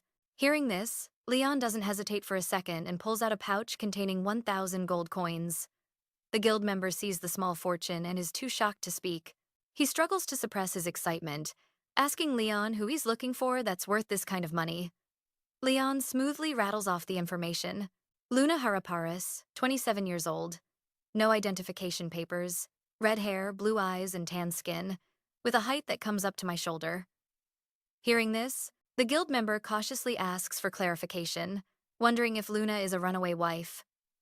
He stresses that his guild won't forcibly bring back anyone who doesn't want to return, wanting to avoid any trouble.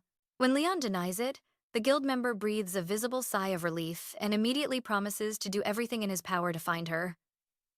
Leon nods in thanks, saying, "I'll leave it in your hands then," and turns to depart. As they walk back onto the street, Leon turns to Cedric and says that besides finding Luna, there's another matter he needs him to handle. Cedric responds respectfully, asking Leon for his orders. Meanwhile, inside the Crystal Palace, Xavier. In a fit of rage, he starts knocking things over. He furiously demands to know what the guard just said, making sure he heard him right. Xavier, in utter disbelief, presses the guard to confirm that the woman, Luna, has vanished. The terrified guard nods, explaining that he sent men to search the servants' quarters and she's really gone. Xavier's brow furrows as he wonders if Luna could be shacked up in Leon's room. The guard frantically waves his hands, denying it, saying, "According to our inquiries, Luna isn't the Duke's lover."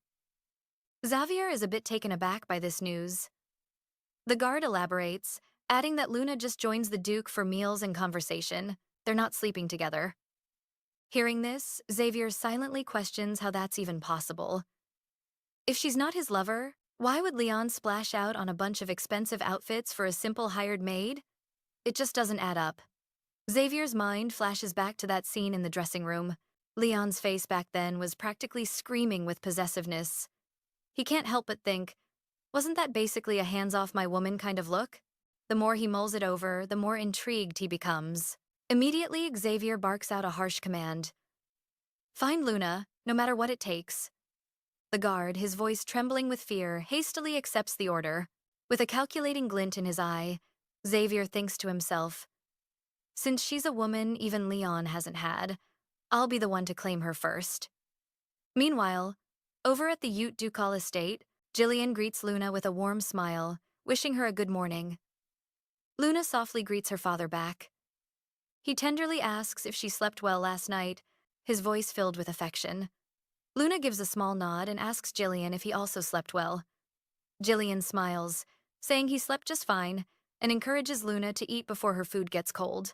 As Luna eats, her mind is racing. It's been 3 days since she arrived at the Ute Ducal house.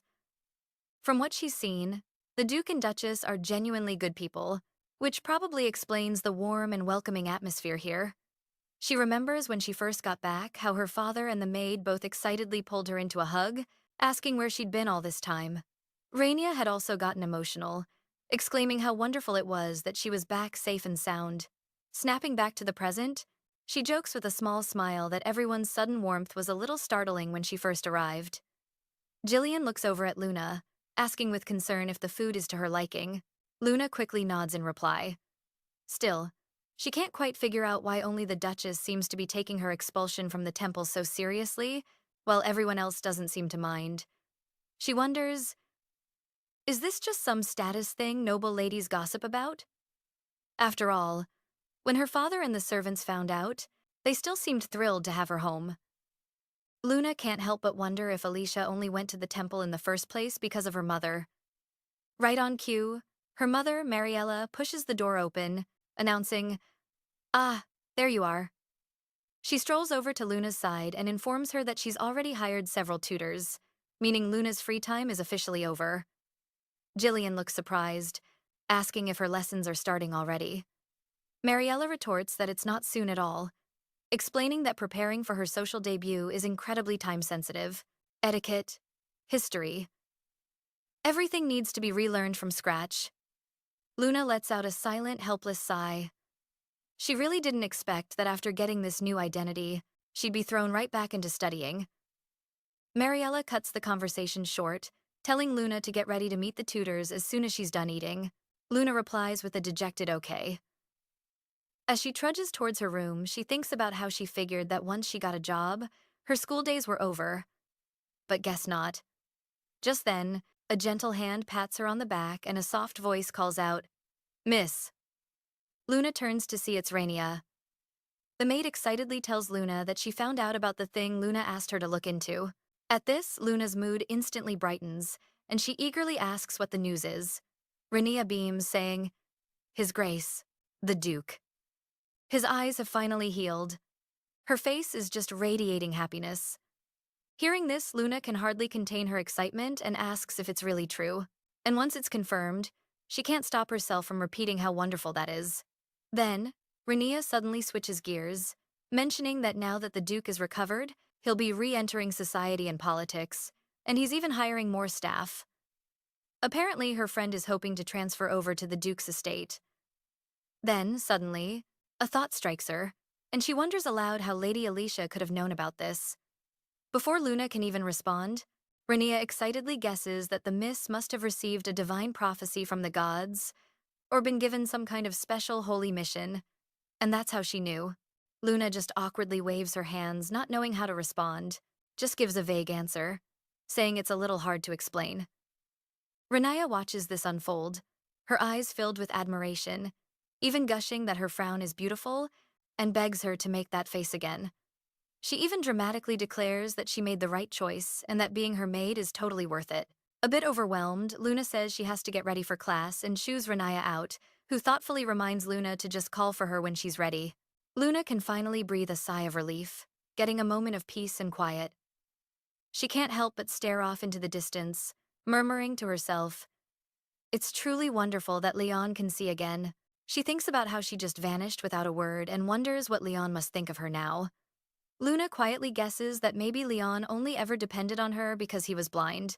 Now that he can see, he's probably already forgotten all about her. He doesn't need anything now, so there's no way he'd come looking for her. She forces a bitter smile. Why would Leon ever care about a maid who witnessed him at his most vulnerable? But deep down, she still longs to see the new, sighted lion with her own two eyes, even just one time. She hopes she could see him looking radiant and dazzling. Luna just shakes her head, knowing full well that this is just her own selfish, impossible wish.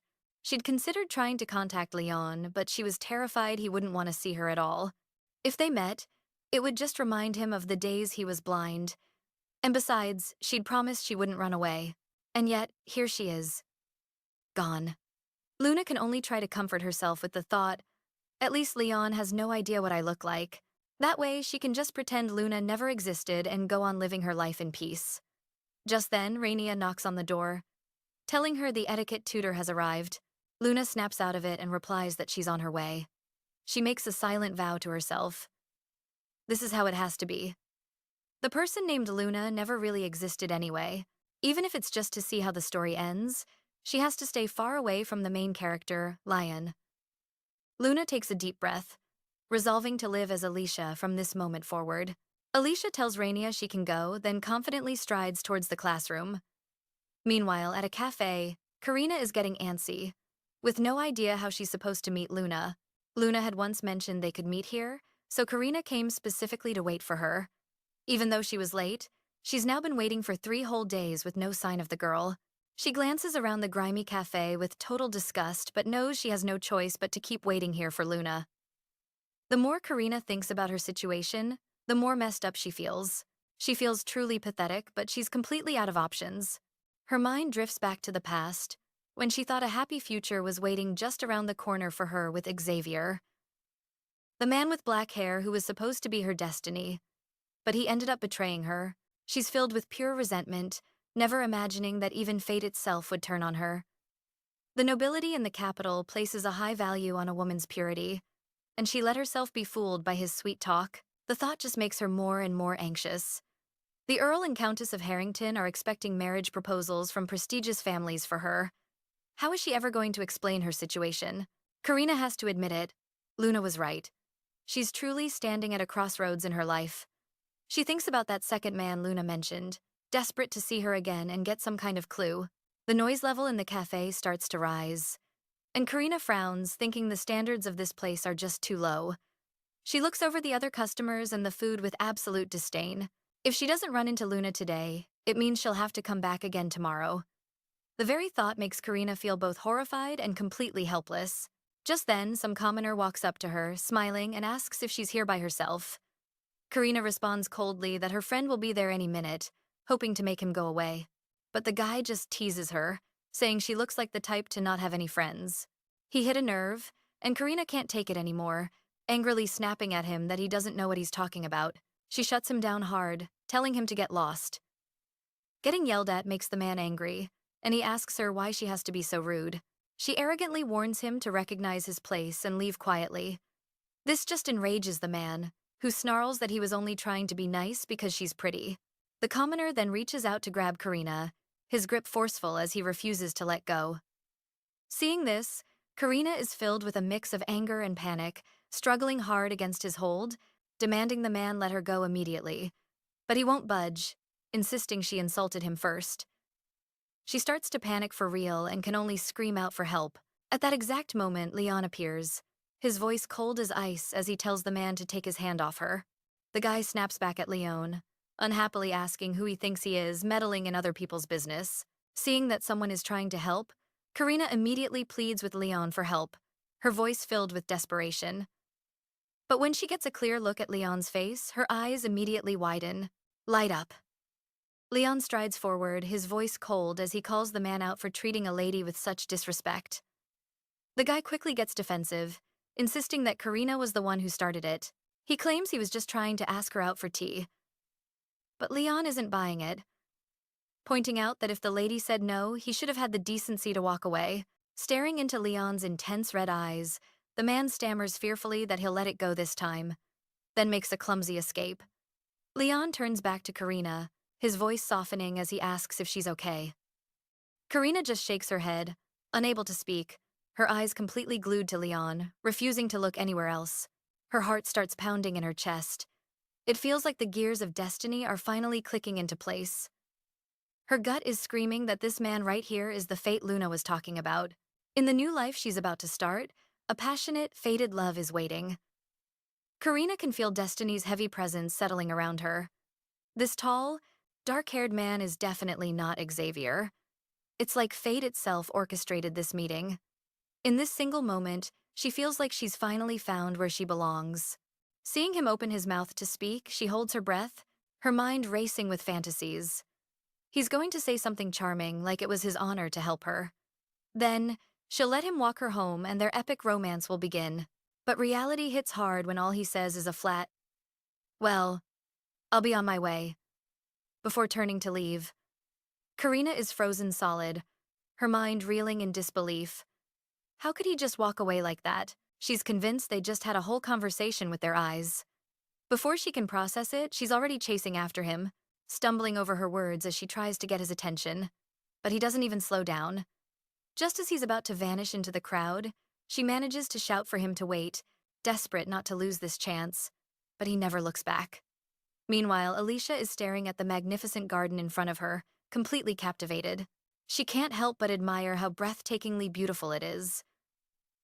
Renaya smiles, agreeing with her, and explains that the Duchess Ute personally designed and cared for the entire thing. Alicia is stunned by this revelation. amazed that this gorgeous garden was created by her own mother. Renaya nods, adding, "They even call it a symbol of love, since the Duke poured a massive amount of time into creating it just for the Duchess." Alicia's heart swells as she murmurs, "The Duke and Duchess's love for each other is really something special." Renaya then cheerfully points the way, telling Alicia the music hall is just ahead and it's where the Duchess spends almost all her time. As soon as they step into the music hall, Alicia sees the Duchess sighing over and over. A wave of concern washes over Alicia as she wonders what could be wrong. She approaches her mother and gently asks what's bothering her. When her mother sees her, a warm smile lights up her face as she says she's been waiting. She pats the seat next to her, inviting Alicia to sit down. Alicia asks again, "What's going on?" She can't help but wonder if this is still about her getting kicked out of the temple. Her mother hesitates for a second before slowly saying, "The Empress wishes to see you." Hearing the Empress's name, Alicia is taken aback. Seeing the worried look on her mother's face, her own heart clenches and she quickly asks what the problem is. She tries to reassure her mother, saying that if she's worried about bad manners, she promises to study twice as hard. Inwardly, though, she's groaning about the etiquette class she just endured, which felt like absolute torture. She can still feel how restrictive it was. She silently complains that her corset is way too tight, kicking herself for not changing out of it right after the lesson ended. She has no idea why it has to be cinched so tight when she's already so slender. Her mother just looks at her with a resigned expression and sighs. "I guess you really can't escape your destiny, can you?" Alicia asks what she means by that, but her mother just waves it off, saying she was just thinking out loud and that Alicia shouldn't worry about it. Then, she pulls out a letter from the Empress, revealing that the meeting is in 5 days. Alicia's eyes go wide with shock. She can't believe it's happening in just 5 days. Her mother guesses that the Empress must have heard about her being expelled from. Hadn't. She adds that the Empress always did have a soft spot for Alicia. Looking at the letter, Alicia feels like this shouldn't be a cause for alarm. She looks at her mother, confused, and asks, "Isn't this a good thing? Why are you so worried?" Her mother stays quiet for a long moment before finally dropping the bombshell. The Empress wants her to become the crown princess. Alicia is completely floored, her words catching in her throat. "The crown princess?" She can't wrap her head around it. This is all happening way too fast. The crown. The prince is obviously just the second male lead. Why would he ever pick a side character like her? What happened to Karina? And the Duchess's reaction is completely off too.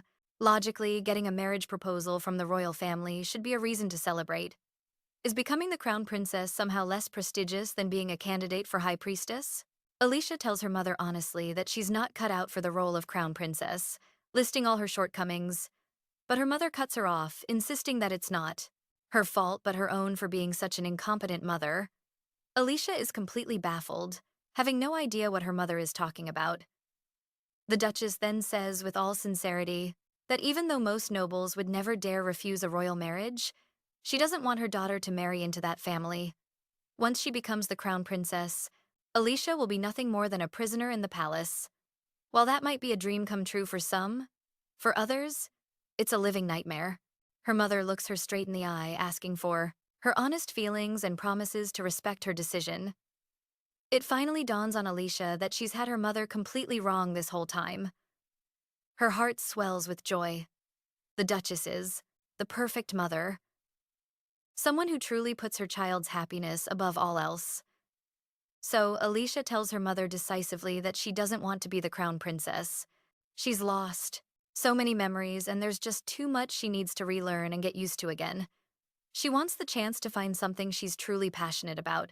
She knows her mother is still upset about her being expelled from the temple, but she promises that she'll absolutely find a new purpose for herself. With a smile, Alicia asks her mother to just trust her. She promises she'll make the right decision.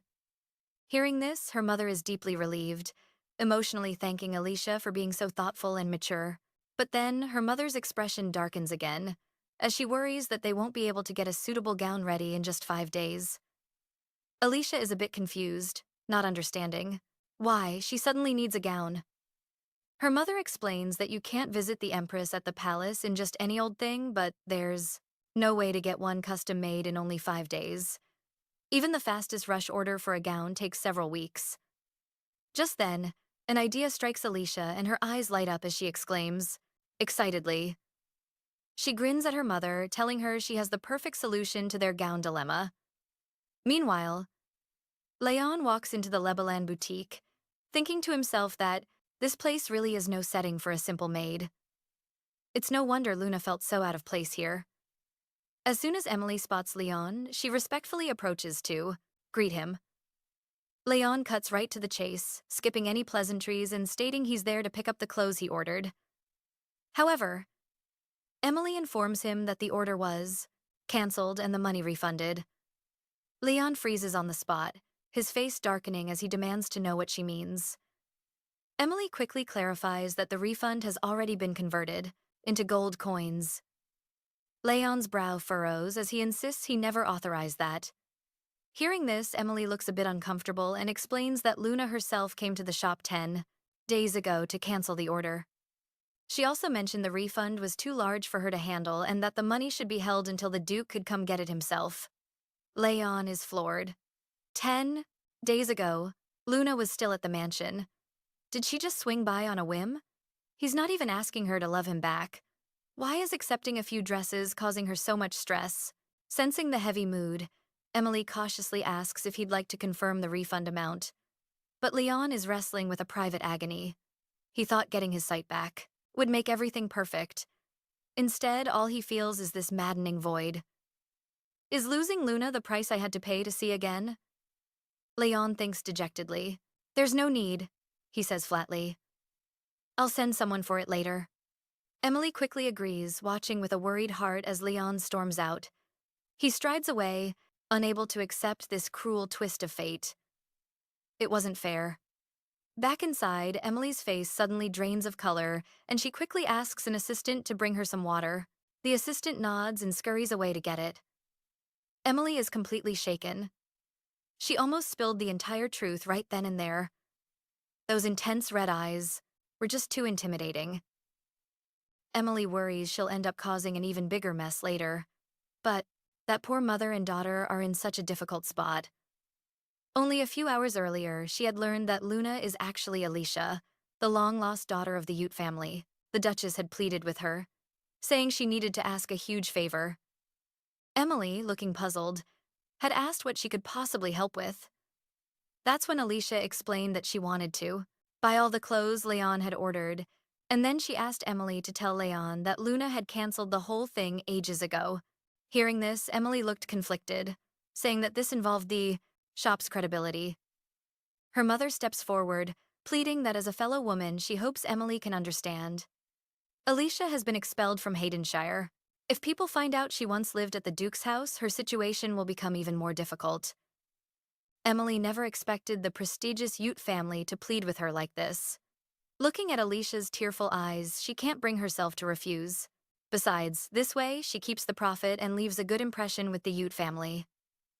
Emily nods and agrees, but with one condition. The Duchess brightens and quickly asks what condition. Emily says she hopes Alicia will wear a gown from her shop when she gets married, not expecting something so simple. Alicia quickly nods, saying she can absolutely do that. Emily takes out the receipt and has Alicia fill in her information on the order confirmation. Looking at the document, she's secretly delighted. She worried her self-interested condition would be rejected, but they agreed. As a designer, of course, she doesn't want to miss the chance to make a wedding dress for a beauty. Emily begins imagining what style of wedding dress would be perfect for Alicia. Perfect for Alicia. At the Empress's palace, the Empress asks with concern why Crown Prince Xavier is so busy. Xavier explains dismissively that he has many things to handle recently. The Empress sounds hurt, saying even when his mother summons him, he's unwilling to come. Xavier doesn't respond to that, directly asking what the Empress wants. The Empress's expression turns serious. She says, "It's time he took a crown princess." Xavier frowns, saying, "It's still too early." The Empress's voice becomes stern, reminding him of his duty to continue the bloodline and not to neglect it. She thought he had an interest in the Earl of Harrington's daughter. Karina has wealth but lacks the elegance to be crowned princess. Xavier counters that it's better than the old nobility. The new nobles are friendlier to him, The Empress sighs helplessly, saying he still needs to win the hearts of the old nobility. The new noble's territories aren't even a quarter the size of the old nobility. Xavier dismisses this, saying once he becomes emperor, there won't be any problem. The Empress sighs again. He only knows half the story. She changes the subject, asking if he knows Miss Alicia Ute. Xavier looks somewhat surprised, asking if she means Alicia, the High Priestess candidate. The Empress nods, saying Alicia has been expelled from Haydenshire and returned to her ducal family. Xavier's face fills with shock. The Empress explains that Alicia was seriously ill, which is why she was reported missing.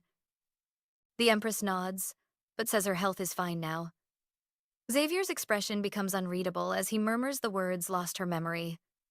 To Xavier, Alicia Ute's existence is like light.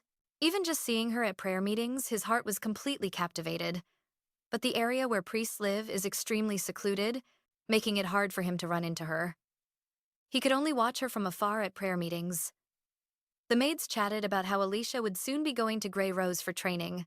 The news came from her brother, who's a priest. Though the details were unclear, it was true. The maid added that Alicia would be gone for several years, and she couldn't help feeling sad at the thought of not seeing her anymore. The maid beside her agreed, saying everyone would surely be sad since so many people admire her. Xavier suddenly appears, urgently demanding if what they said is true. The maids see Crown Prince Xavier and immediately panic, hurriedly bowing. Xavier presses again, demanding if their information is true.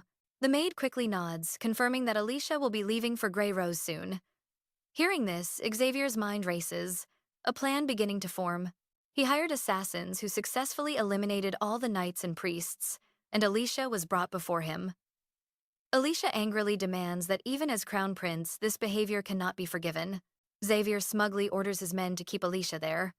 He reminds Alicia to recognize her situation. Even escaping would be useless.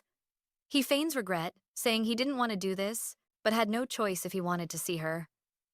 Staring at Alicia, he shows an obsessed expression, marveling that even her fear is beautiful. Alicia reaches her limit, warning that Haddonshire will never let him get away with this. He suddenly yanks it and cuts it off with one slash. Xavier laughs maniacally. He's always been bothered by this hair, and he's a descendant of Ordell. He threatens Alicia not to do anything that would anger the gods. As long as she doesn't resist, nothing will happen. After all, it's just the two of them now. But reconsidering, he thinks this approach is too old-fashioned. Alicia calls Xavier a madman and shoves him away forcefully. Seeing this, he tries to forcibly restrain her, but Alicia dodges. Xavier grows furious with humiliation, saying he was going to be nice to her and reaches to grab her. Xavier is both shocked and enraged, unable to believe she actually struck him. The memory returns. Xavier's heart fills with unwillingness. The person he thought had died falling into the lake is actually alive, and she's lost her memory. He readily says that if the marriage partner is Alicia, he's willing to agree. A few days later, the Emperor sees Leyon and can't help exclaiming it's truly a miracle. He complains that Leyon should have come to the palace sooner.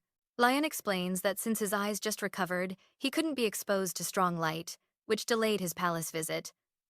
The Emperor waves it off, saying he doesn't mind, then asks about Xavier's whereabouts.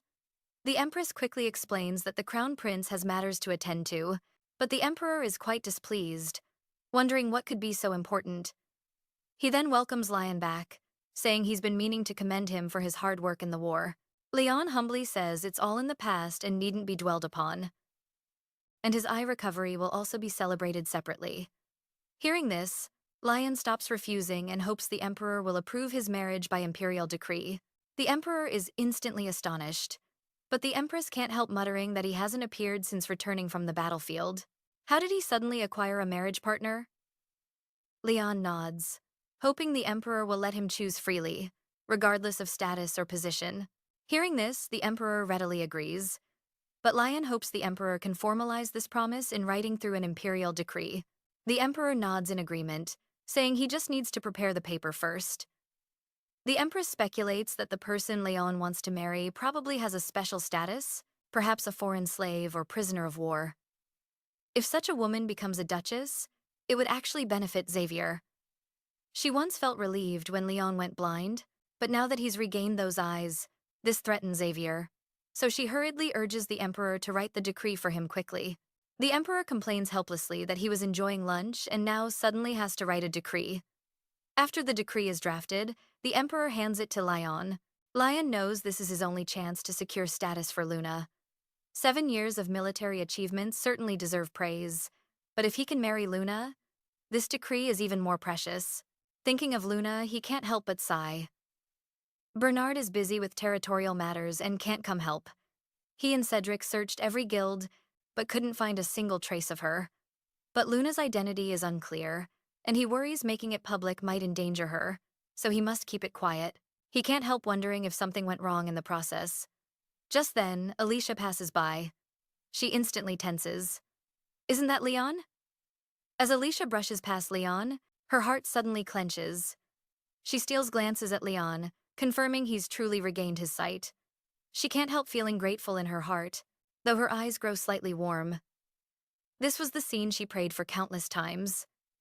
Yet now, her emotions are so complex she wants to cry. She can't help wondering who arranged Leon's neat appearance. Is it the butler or a new maid? Or perhaps himself? After all, he can see now. This is exactly what she hoped for. Yet, seeing he no longer needs Luna, loss washes over her. She can't help wondering if she became Alicia because he no longer needs Luna. The novel's world corrects disruptions. Perhaps she was meant to leave him all along. She wonders if she too was guided to the right place. Her mother calls out, to the dazed Alicia, asking why she's standing still. She hurries to catch up, though her steps are somewhat panicked. She doesn't notice that behind her, Leon's gaze follows her retreating figure. The Emperor congratulates Alicia. Alicia curtsies and thanks. He gestures for everyone to sit, but the Empress suddenly brings up Alicia's memory loss, her tone full of inquiry. The Empress mentions attending Alicia's blessing ceremonies many times and once waiting long to see her. Alicia can only apologize quietly, admitting she doesn't remember. The Empress sighs, not expecting it to be this severe. Her mother quickly intervenes, explaining that Alicia even forgot etiquette and is relearning it. The Empress realizes why her demeanor isn't what it used to be, but her mother says as long as Alicia is healthy, that's enough. The Empress then asks about preparations for Alicia's social debut. Her mother answers that though they miss the timing, they expect to hold it within the year. The Empress suggests holding it at next week's palace ball. Her mother looks troubled, thanking the Empress for her concern, but worrying the timing is too rushed. The Empress adds that Miss Karina will also make her debut that day. His Majesty has approved. Having both debut together would be perfectly suitable, she believes. Her mother quickly thanks her, saying she's grateful for the Empress's boundless kindness. His Majesty bids farewell with a smile, saying they'll talk again. Her mother and Alicia curtsy and take their leave. Alicia blames herself for apologizing all day. Her mother gently comforts her, saying anyone would be nervous in such situations. A maid approaches to inform the Duchess that the Empress wishes to speak with her privately. The Empress has prepared a resting place for Alicia in the garden. She can go there first. Alicia strolls through the garden, inwardly marveling that the palace grounds truly are vast. Yet, she still thinks the Claremont Ducal Garden is more beautiful. She can't help wondering if it's because she just saw Leon. She keeps thinking of Leon unconsciously. It's driving her crazy. She smiles bitterly. Even if she thinks of him, so what? He no longer needs her. Alicia doesn't watch her step and trips forward, her heart jumping in alarm. A hand suddenly grabs her, steadying her firmly. A familiar voice asks if she's all right, making her heart tremble. Looking at those red eyes before her, she's momentarily lost. She once worried if red eyes would be frightening, but right now she finds these eyes incredibly beautiful. She nearly blurts out Leon, but hurriedly stops herself and nervously thanks him. Leon responds warmly that it's no trouble, but his hand doesn't let go. Alicia hurriedly says she's fine and asks him to release her, afraid of being seen, but Leon chuckles lightly. They'd probably be envious. Alicia freezes. What? He explains he was just joking, trying to make her laugh. Too bad he didn't succeed. Then he inquires about her name. Alicia clutches her skirt, hesitating before giving her name as Alicia Ute. She feels awkward inside. This is her first time introducing herself, and it feels strange. Leon softly repeats her name, his tone probing. Alicia grows nervous, wondering why he's murmuring her name, but he suddenly asks how she knew he's a duke. Alicia hurriedly makes an excuse, saying she heard rumors about his sight being restored. He thoughtfully repeats the word rumors. Alicia's heart tightens. He seems to be catching her in something. The more she thinks, the more panic she gets. Has he already figured it out? Leyon stares at Alicia silently. The atmosphere grows extremely quiet. Alicia's heart pounds. She feels awkward beyond measure. Her mother's words echo in her ears. Your ruined reputation is one thing, but you'd also bring shame to the Ute ducal house. No one must know you once worked as a maid at the Duke's house. Even though nothing happened there, rumors don't care about facts. Yet even so, she can't help fantasizing about witnessing Leyon regain his sight with her own eyes. Actually seeing Leyon, her mind fills with questions. How does he feel? Is he uncomfortable? Has he been eating properly? But if her mother saw them talking, she'd probably turn pale with fright.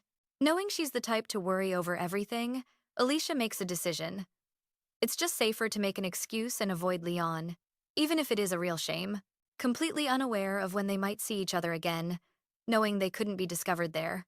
But then Leyon suddenly declares their meeting is fate and asks if she'd like to join him for tea. Alicia is completely frozen, finding it hard to believe he's actually asking her for tea, and a full-blown panic sets in. She remembers the butler once mentioning that he never, ever had tea with any noble ladies. So why would he want to have tea with her? Of all people, when he's never done it before. Noticing her hesitation, Leyon gently asks if there's a problem. She quickly shakes her head no and gestures for him to follow her, recalling the attendant pointing her in this direction. When they arrive at the spot, however, Alicia feels like something is off. Why were there 2 cups?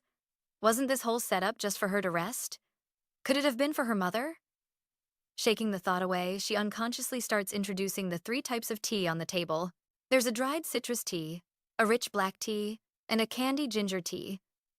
She stops short, horrified that she's slipping into her old habits, and the panic immediately returns. Leyon notices her pause and, with a soft smile, encourages her to continue. Alicia nervously makes an excuse, claiming it's just because she's a huge tea enthusiast. She then picks up a cup and offers it to Leyon to try, but he points out that he never said he wanted the dried citrus tea. So why did she choose that one? Alicia's mind races. She knows he hates overly sweet things and the bitterness of strong tea, which left the citrus tea as the only logical choice. She had chosen it subconsciously, simply because she knew his preferences. Her heart thumps in her chest. She's totally given herself away. Scrambling for an excuse, she quickly adds that she felt the color matched his eyes. Leyon softly questions her on that. Alicia hastily nods, babbling that after red comes orange, and it just looks so beautiful. Hearing this, Leyon smirks and playfully repeats her words. So, you think it's beautiful, do you? Alicia is screaming internally. What was she even saying? She just wanted the ground to swallow her whole. Then Leon's voice drops, softly calling her Miss Alicia and asking if they've met somewhere before. As he finishes speaking, he stares straight into her eyes. Alicia's heart nearly jumps out of her chest, but she forces herself to remain calm, replying that today is their very first meeting. Leyon simply replies, "So, our first time then." He then stands, praising the excellent tea and her skill, and says he looks forward to seeing her again. Alicia rises to say goodbye, immensely relieved that her clumsy behavior didn't cause any real trouble. But from the shadows, Xavier grinds his teeth, spitting out each and every syllable. Leon Claremont. He is absolutely burning with rage. He never imagined Leon would have the nerve to approach his woman. Meanwhile, the Empress sips her tea, feeling confident that her plan worked. She had kept the Duchess occupied for ages, so Xavier should be spending some quality time with Alicia by now. Young noble ladies, after all, adore fateful encounters. By this point, Alicia should have accepted him, setting aside any prejudices she had about the Crown Prince. Xavier's reputation wasn't even that bad. It's just that his handsome looks and few romances led to rumors of him being a player. A handmaid quietly calls for Her Majesty. The Empress responds, asking how everything went. The handmaid reports that His Highness, the Crown Prince, never went to the garden. The Empress is in shock. Alicia was in that garden alone the entire time. The servant stammers that Duke Leyon happened to run into the young lady, and they had tea together. Hearing this, the Empress grits her teeth. Leon Clermont, she mutters, her voice seething with absolute fury. The palace was supposed to be her territory. How dare that man make a move on her precious flower right here? At birth, he took Xavier's eyes, and now he dares to covet Xavier's things. The maid sees the Empress's dark expression and rushes forward, asking if she's all right. But the Empress just murmurs to herself. His eyes were closed for so long. Suddenly, her tone turns sinister. It seems that man has forgotten his place entirely. After leaving the palace, Leon turns to Cedric with a grave expression. He tells him there's an urgent matter to attend to. Leon tells Cedric to stop the search for Luna and to investigate Alicia instead, emphasizing that this must be done with the utmost speed. Cedric bows in acknowledgement, promising to see to it at once. That night, Leon reviews the intelligence they've gathered. The report shows that Alicia was attacked and lost her memory 6 months ago, after which she was banished from Haddonshire. After recovering, she reappeared just 2 weeks ago. The timing matched perfectly with the day Luna disappeared. He's finally found Luna. He just never expected their reunion to be in such an unexpected place. The one place he despises most, the royal palace. He hadn't even wanted to come to the palace today, but now he was incredibly thankful that he did. He thinks with a self-mocking smirk that he's the second in line to the throne who was never supposed to exist. Traditionally, only one Ordell is born to each generation, and they are destined to become emperor. This has been the law of the Constantine Empire for 1,000 years, and he is the first Ordell from a branch family in that entire millennium. The simple fact that his existence could spark a civil war is why his relationship with his cousin has slowly grown so strained. Leon sighed internally. None of this was his fault, nor was it Xavier's. The blame rested entirely on those blinded by tradition and so-called divine will. They're the ones who won't shut up about how only an Ordell can take the throne. But nobody ever bothered to ask for his or Xavier's opinion. The palace became so suffocating that his only escape was the battlefield. At least there, he didn't have to force himself to pay respects to the emperor. This particular visit was only for the decree. Though, if their statuses weren't so different, a decree like this wouldn't have even been necessary. Still, thanks to that decree, he found Luna. Maybe he should treasure it like a family heirloom. With that thought, Leon softly calls her his little liar. His tone laced with affection as he remembers his reunion with Luna. He had kept a blank expression as he walked by her, but then he overheard the Duchess of Ute wondering why she had stopped in her tracks. Alicia's voice, explaining her new shoes were uncomfortable, made him freeze. That voice was unmistakable. Leon's heart hammered in his chest. It was the voice he longed for every morning and every night. Softly, Leon breathed Luna's name, completely certain he wasn't mistaken. He just doesn't get why she would tell a lie about having red hair. He murmurs the name, Alicia Ute. Leon can't help but think that even her name is beautiful. A knock at the door pulls Leon from his thoughts, and he tells them to come in. Bernard enters, asking when to prepare dinner and mentioning that Leon had been at the palace for quite some time. He excitedly adds that he just got back and brought some fresh local specialties for Leon to try, but Leon suddenly cuts him off by saying his name. Bernard immediately snaps to attention, waiting for his orders. Leon gets straight to the point. He wants to know what Luna looked like. A curious Bernard confirms that the Duke is asking about Luna. He then recalls, she has brilliant amber hair and these incredibly rare violet eyes. She looks much younger than 27, and her smile is just so pure and lovely. Her looks are absolutely striking.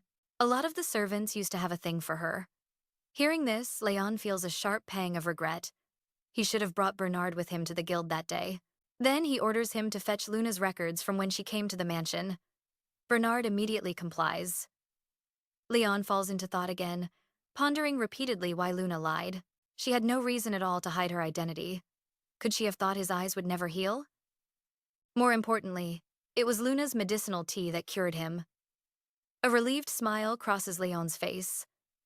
After they're married, there will be plenty of time to ask her why. Bernard returns with the records and is absolutely floored to hear the word marriage. He can't believe Leon is getting married.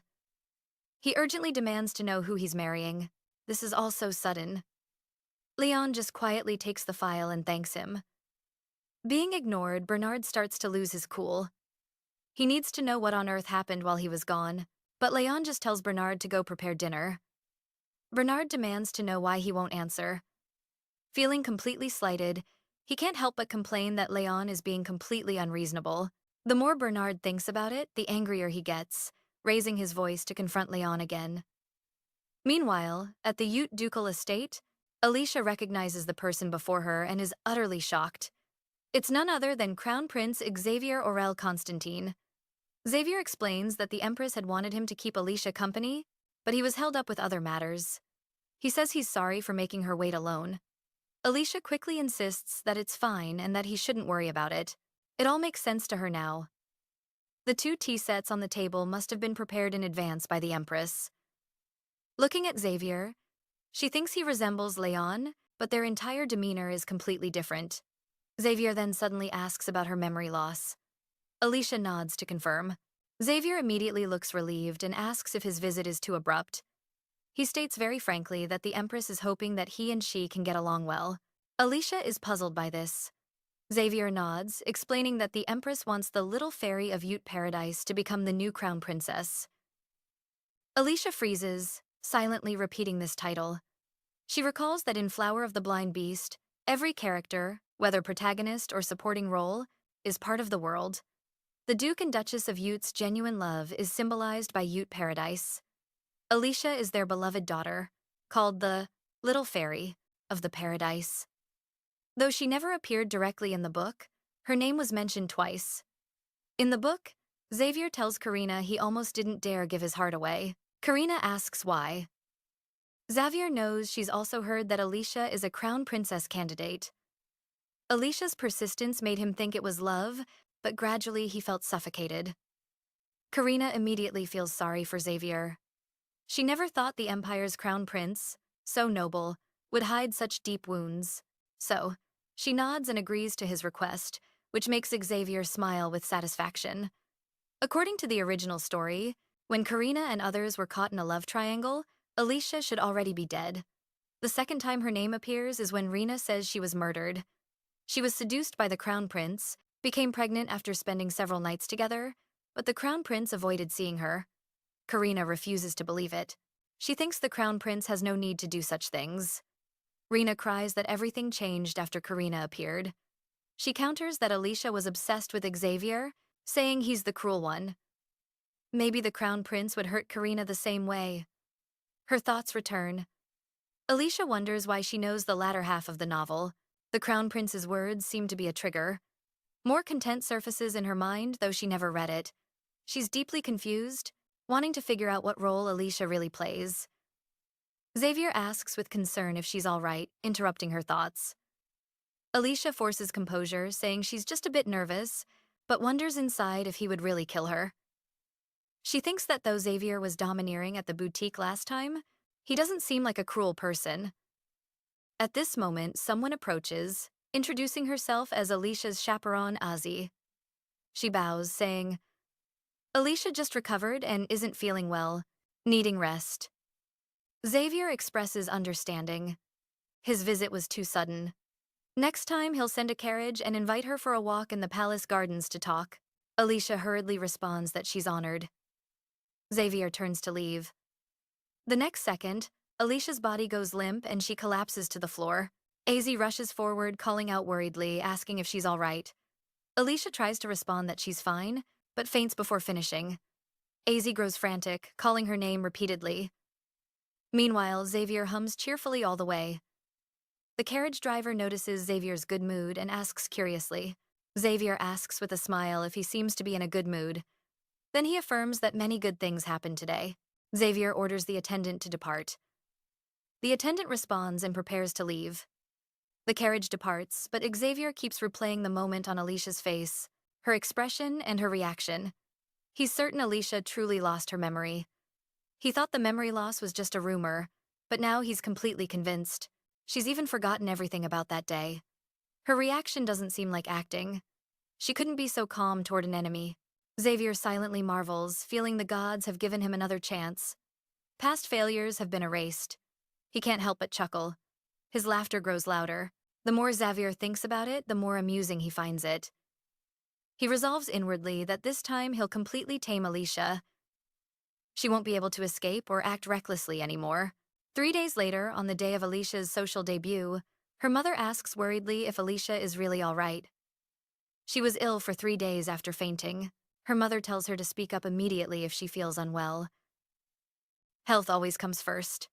Alicia forces composure, smiling and saying she's fine now, but she wonders inside why she's so concerned about Xavier when she just needs to stay away from him. The doctor asked the Duke and Duchess if Alicia saw something terrifying or was frightened. The ducal couple shook their heads, saying she suddenly fainted while having tea.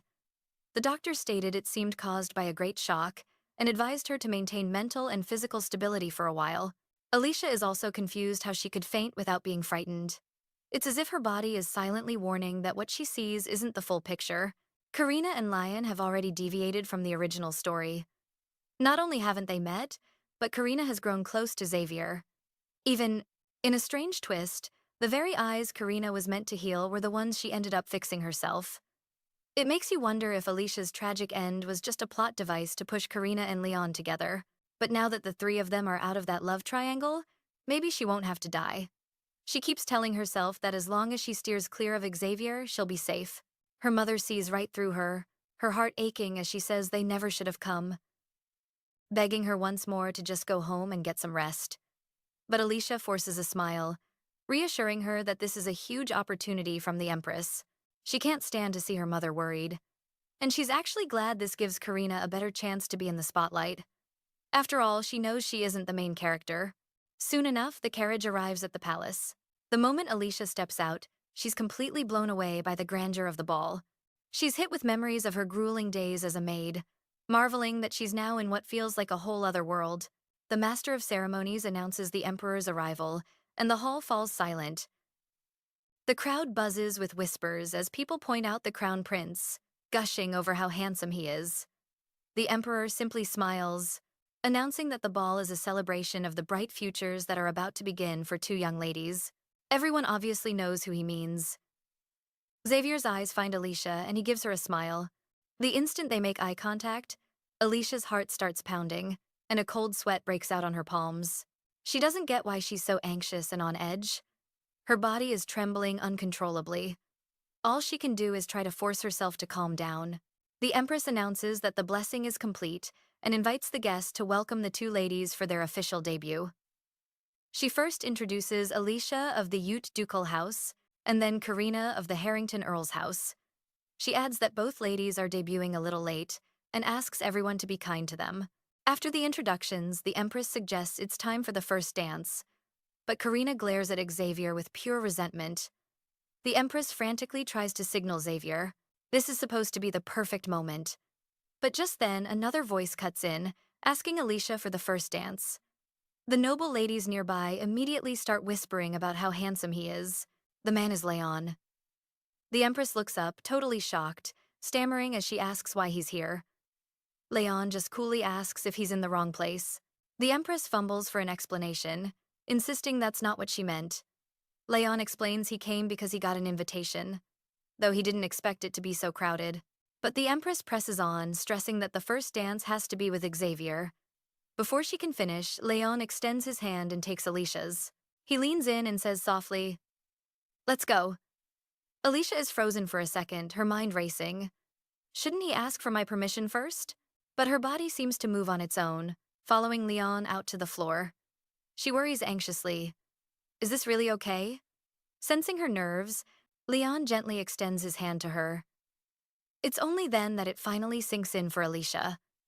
Her first ever dance is with Leyon. He looks at her gently and tells her to begin, but Alicia feels completely out of her depth. She nervously confesses that this is her first time dancing, and she's scared she'll step on his feet or kick him. Leyon is clearly taken aback for a second before he breaks into a warm laugh. He tells her gently that it would be his honor.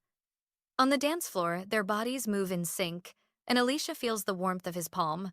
She thinks to herself, were Leon's hands always this large? His steps are flawless, and he expertly coordinates with her every time her feet get tangled. Their synchronicity is so perfect, it almost convinces her that her dancing has suddenly improved. The music softly fades, and Alicia feels a wave of disappointment. She knows that dancing 2 consecutive dances with the same partner is against etiquette. Just getting to dance with him once was more than enough. She tries to pull her hand away, but he holds it firmly. Leon says in a low voice that he hasn't had enough. Alicia quickly reminds him that it's a breach of etiquette. Leon just smirks. He already broke etiquette the moment he asked her to dance. She nervously points out that everyone is watching, afraid they'll cause a scandal. At this, Leon's expression turns serious. He asks if she's unwilling, saying they can stop if she is. Alicia's face flushes crimson. She blurts out that, of course, she's willing. Hearing the answer he wanted, Leon's eyes sparkle with amusement. The moment their eyes meet, Alicia is suddenly flooded with memories of the past. Of those 6 months, her entire life as Luna had been spent in Leon's company, and to a girl with no one else to lean on, his mansion felt like her only home. Leon was the one person in the world who needed her, but after she became Alicia, she thought having a family would finally bring her some stability. Instead, she was too busy trying to understand the Alicia who didn't exist in her memories, struggling to imitate her, and she ended up feeling even less happy than before. Leon notices her mind is elsewhere and softly asks what she's thinking about. She hesitates, then asks if his eyes can see clearly now. She quickly clarifies that she doesn't mean anything by it. She just heard he was sick for a long time and was worried if he was still feeling any discomfort. Leon just smiles and assures her he's completely fine. He even complains that his butler overreacted, claiming the light hurt his eyes and summoning every doctor in the capital, effectively trapping him indoors for 3 whole days. Alicia can't help but laugh at his story. A little curious, Leon asks what's so funny. She explains that she finds this whole situation amusing, saying, "You seem like the kind of person who always keeps his word, like right now, breaking etiquette to dance 2 dances with me." But Leon argues this is a completely different situation. He wasn't just ignoring his butler. He was actually being threatened. Alicia looks at him, shocked. Leon explains that he's searching for a woman and his butler used it against him.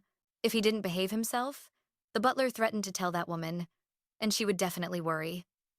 Hearing this, Alicia's heart aches. She thought everyone had forgotten her. She never in a million years expected Leon to still be searching for her. Could she really be that important to him? Just then, the second song ends.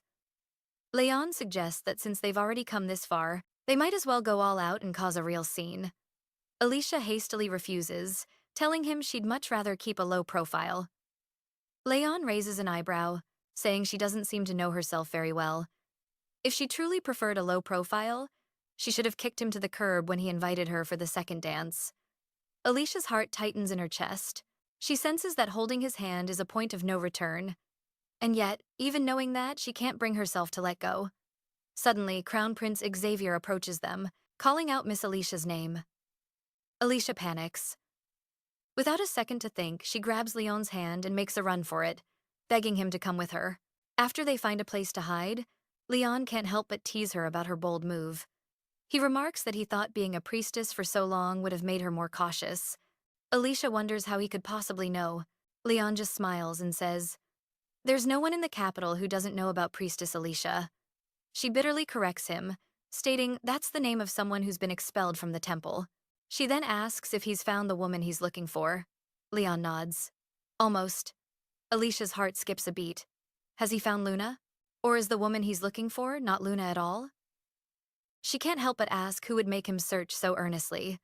Leon simply says, "It's the person I want to marry."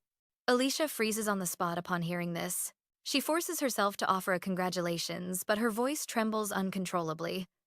The very next second, she hastily makes an excuse, saying, "Everyone must be worried since we just ran off. We need to get back quickly." Without waiting for Leon's response, she hurriedly says goodbye and runs away. Hiding alone in a corner, Alicia's mind goes completely blank. What did she just hear? Leon wants to marry her, but they were never in that kind of relationship. Could he be looking for Karina instead? But Karina is already with the Crown Prince. So why did he invite her to dance and say that he hadn't danced enough? The more she thinks, the more confused she becomes, her heart pounding like it's about to leap right out of her chest. Suddenly, someone calls her Luna, making her heart jolt. Karina pushes open the door, saying, "Seriously, we need to talk." She asks firmly, "You must have something to tell me, right?" Karina presses on, asking what Luna has to say, then corrects herself to call her Alicia. Feeling incredibly guilty, Alicia apologizes for deceiving her. Karina asks with disappointment in her voice why she lied. Alicia explains that she had amnesia. It was only while living as Luna that she suddenly remembered memories about Karina and decided to go find her. Karina asks if her memories have finally returned. The part about being Alicia? Alicia just shook her head apologetically. Karina studies her, feeling that she doesn't seem to be lying. Maybe that prophecy was a divine message after all. She remembers how Alicia once said she stood at a crossroads of fate. She didn't believe it then, not until she met him. It's Grand Duke Leyon, the man who was dancing with Alicia just this morning. He saved her at a cafe once, and in that moment, she knew it had to be fate. That's why she's been so desperate to see Alicia, to ask if there's any chance she can reverse her destiny. Karina earnestly pleads. She wants to know if starting over is possible. Alicia suppresses her emotions and comforts Karina not to worry. Fate will eventually return to its proper course. Karina is shocked and delighted, hastily thanking her. She needed to hear this so badly. Alicia forces a smile, saying, "This is the direction fate guides," returning to the Ute Ducal estate. Her mother wants to talk with Alicia, but she deflects, saying she's tired and they can talk tomorrow. Her mother wants to say something more, but Alicia turns and closes the door directly. She instantly loses all strength, sliding down the door to sit on the floor. The tears she's suppressed for so long finally break free. Isn't it a good thing that those two met before seeing Karina?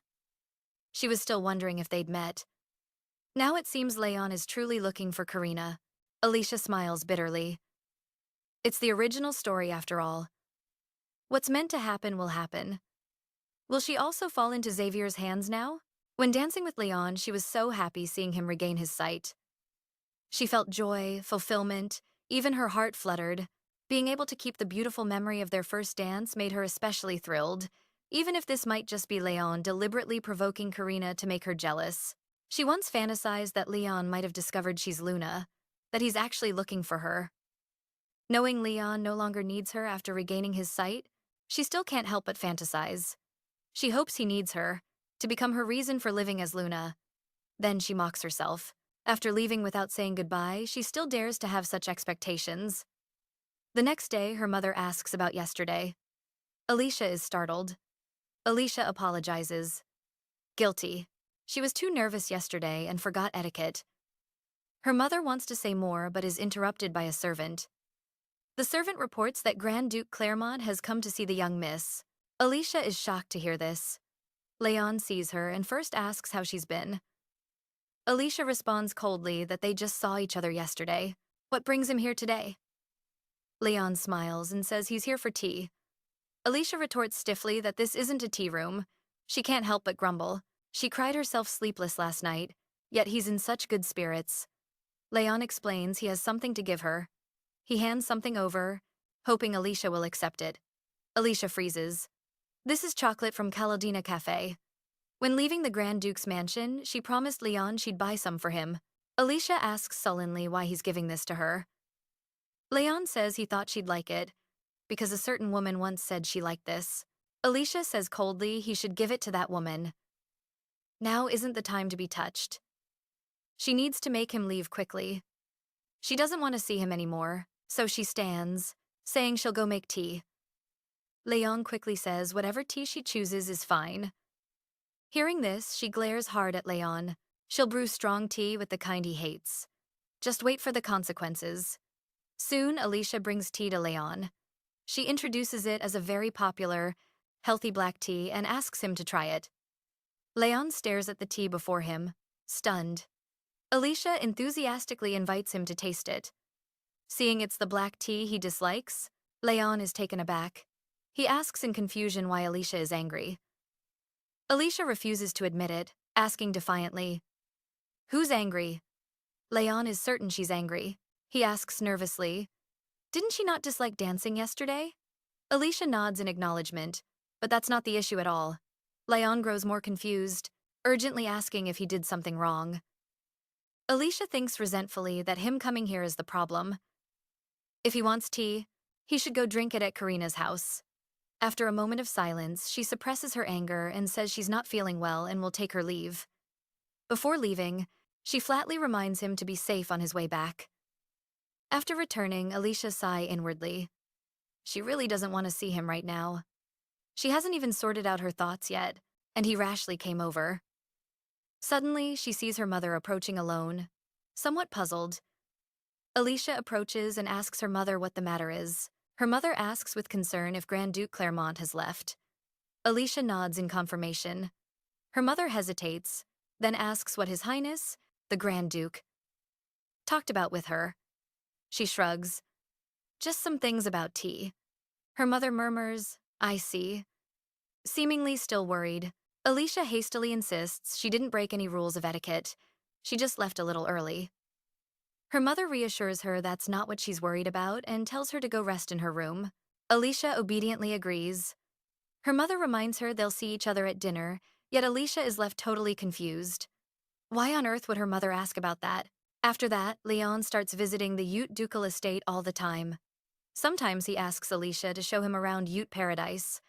Other times he has her introduce him to teas other than black tea. He even starts bringing specially prepared sweets. In desperation, Alicia asks Rena if she can really not turn a guest away.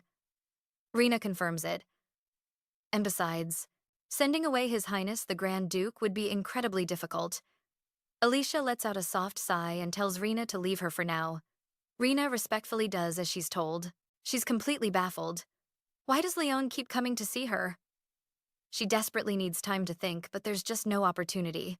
Leon's eyes are all better, and according to the original story, he and Karina have already met. Isn't it enough for the two of them to just fall in love? Why does he have to get her so flustered and confused? All of a sudden, a horrible thought flashes through her mind. Is this the moment she's about to be offed by Xavier? But thinking it over carefully, Alicia realizes how strange that is. Alicia is a priestess, and priestesses are forbidden from marrying. So how did she become the Crown Prince's fiancée in the original story, and even have his child? There are too many parts that make no sense. But one thing is for sure. If she gets involved with Xavier now and follows the original plot straight to her death, she'll just be the tragic stepping stone that connects the main characters. A sense of helplessness washes over her. Is it really going to end that way? She immediately shakes her head. As long as they fall in love and she witnesses the original ending, she can return home. That was her whole purpose for being here. She just has to avoid becoming a victim of their love quadrangle. She's not sure if dying in this novel would even let her return, so she's determined to see the ending and think like a reader. She doesn't need to feel disappointed about Leon. Her main mission is to see the original story's ending.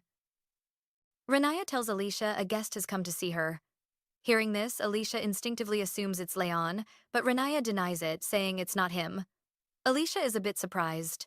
Renaya quickly explains that it's an incredibly beautiful young lady. It's Miss Karina from the house of Earl Harlington. Alicia greets her politely and invites her to have a seat and talk. After Karina sits down, Alicia takes the lead, asking what brings her here.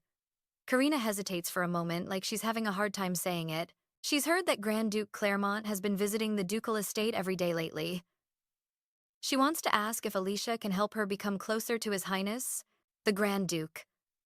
Alicia freezes solid upon hearing this, wondering to herself, could Leon also be coming here to ask her to play matchmaker for them? This would actually make perfect sense.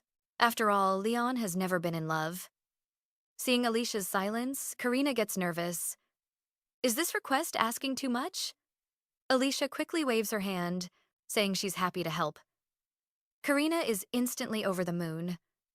She was almost positive she'd be rejected. On the day of her social debut, she kept saying Alicia was lying, and she was afraid Alicia might still be hurt by that.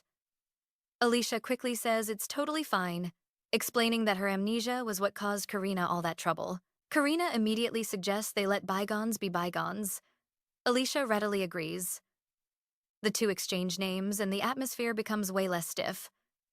Looking at Karina, Alicia marvels. Is this the female lead's charm? The whole vibe improved in an instant. Even as a woman, she has to admit Karina is both beautiful and kind. The more Alicia thinks, the more relieved she feels. The timing is perfect. She's taken way too many detours lately. She has to properly set up Karina and Leon to get to the original story's ending. Before leaving, Karina entrusts the entire matter to Alicia. She nods and reminds her to be careful on her way out, secretly celebrating inside. Once the two of them meet, everything will happen naturally. The death plot is just there to push the story forward. Suddenly, her mother calls out to Alicia. Alicia feels a bit pressured and asks what's wrong. Her mother urgently asks why Karina came to see her, saying there shouldn't be any reason for it. Her mother's tone is full of panic, as she keeps asking what they talked about. Looking at her mother's worried eyes, Alicia feels completely helpless. A few days ago, Duchess Yude asked Ozzy about the Grand Duke and Alicia's situation. Worried about their relationship's progress, Ozzy reported that the Grand Duke is already completely smitten with Alicia, and she's even trying to give them some alone time. After all, Grand Duke Claremont is the Empire's most eligible bachelor, and Alicia doesn't seem to mind him one bit. But Duchess Yude is dead set against it, firmly stating, "Absolutely not." She keeps muttering the words to herself as Azzy tries to calm her down, guessing it's because of Alicia's past as a priestess, but the Duchess frantically insists that Alicia is just too young. She points out that when she invited her, she said Alicia still hadn't fully recovered. It's way too soon for marriage. Azzy gets her point but still urges the Duchess to think it over and not make a choice she'll end up regretting. She reminds her that Alicia hasn't gotten a single marriage offer since her social debut, and then excuses herself. The Duchess is left to her thoughts, fretting that the Grand Duke might actually be serious about her daughter. She'd hoped that simply keeping her distance from him would be enough. Trying to squash down her rising panic, she reassures herself that it's not too late. There's got to be some other way. The next morning, Alicia is acting a little strange. After giving the Grand Duke a warm welcome, she tells him there's someone she wants him to meet. Karina gives him a shaky greeting, stumbling over her words a bit. Alicia introduces her as Lady Karina from the House of Earl Harlington. The Grand Duke gives a frosty reply.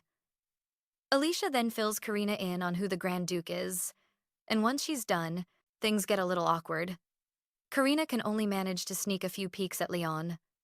Watching them, Alicia thinks they look perfect together and figures she should leave them to it. Just then, the maid, Rena, suddenly calls out to Alicia. Then, feigning helplessness, she tells the two to enjoy their chat and makes a quick exit. Alicia thanks Rena for the assist. The whole thing looked totally natural, but Rena is a bit concerned. She comes right out and asks if Alicia has feelings for the Grand Duke. Alicia gets all flustered and worked up, quickly denying it. Worried they might be overheard, Rena tries to press the issue, but Alicia insists that's not it at all. She truly believes the two of them seem like a fated pair, so she's just trying to help things along. Karina is a much better match for the Grand Duke than she is. Meanwhile, back with Karina, the atmosphere is icy. She's the first to break the silence, explaining that she'd asked Alicia to set this up so she could thank the Grand Duke. Leon looks at her, confused, as he has no memory of it whatsoever. Karina jogs his memory, telling him it was at the Kalina Cafe. Only then does he recall that he only helped her because she reminded him of Luna. So he replies curtly that something so minor doesn't warrant any thanks. Karina insists that he did help her and asks him to dinner as a way of thanking him. But Leon shuts her down immediately, telling her he appreciates the gesture. Even though he's known for a while that Luna doesn't see him romantically, he's already made his feelings perfectly clear. When he gets up to leave, Karina quickly asks where he's going.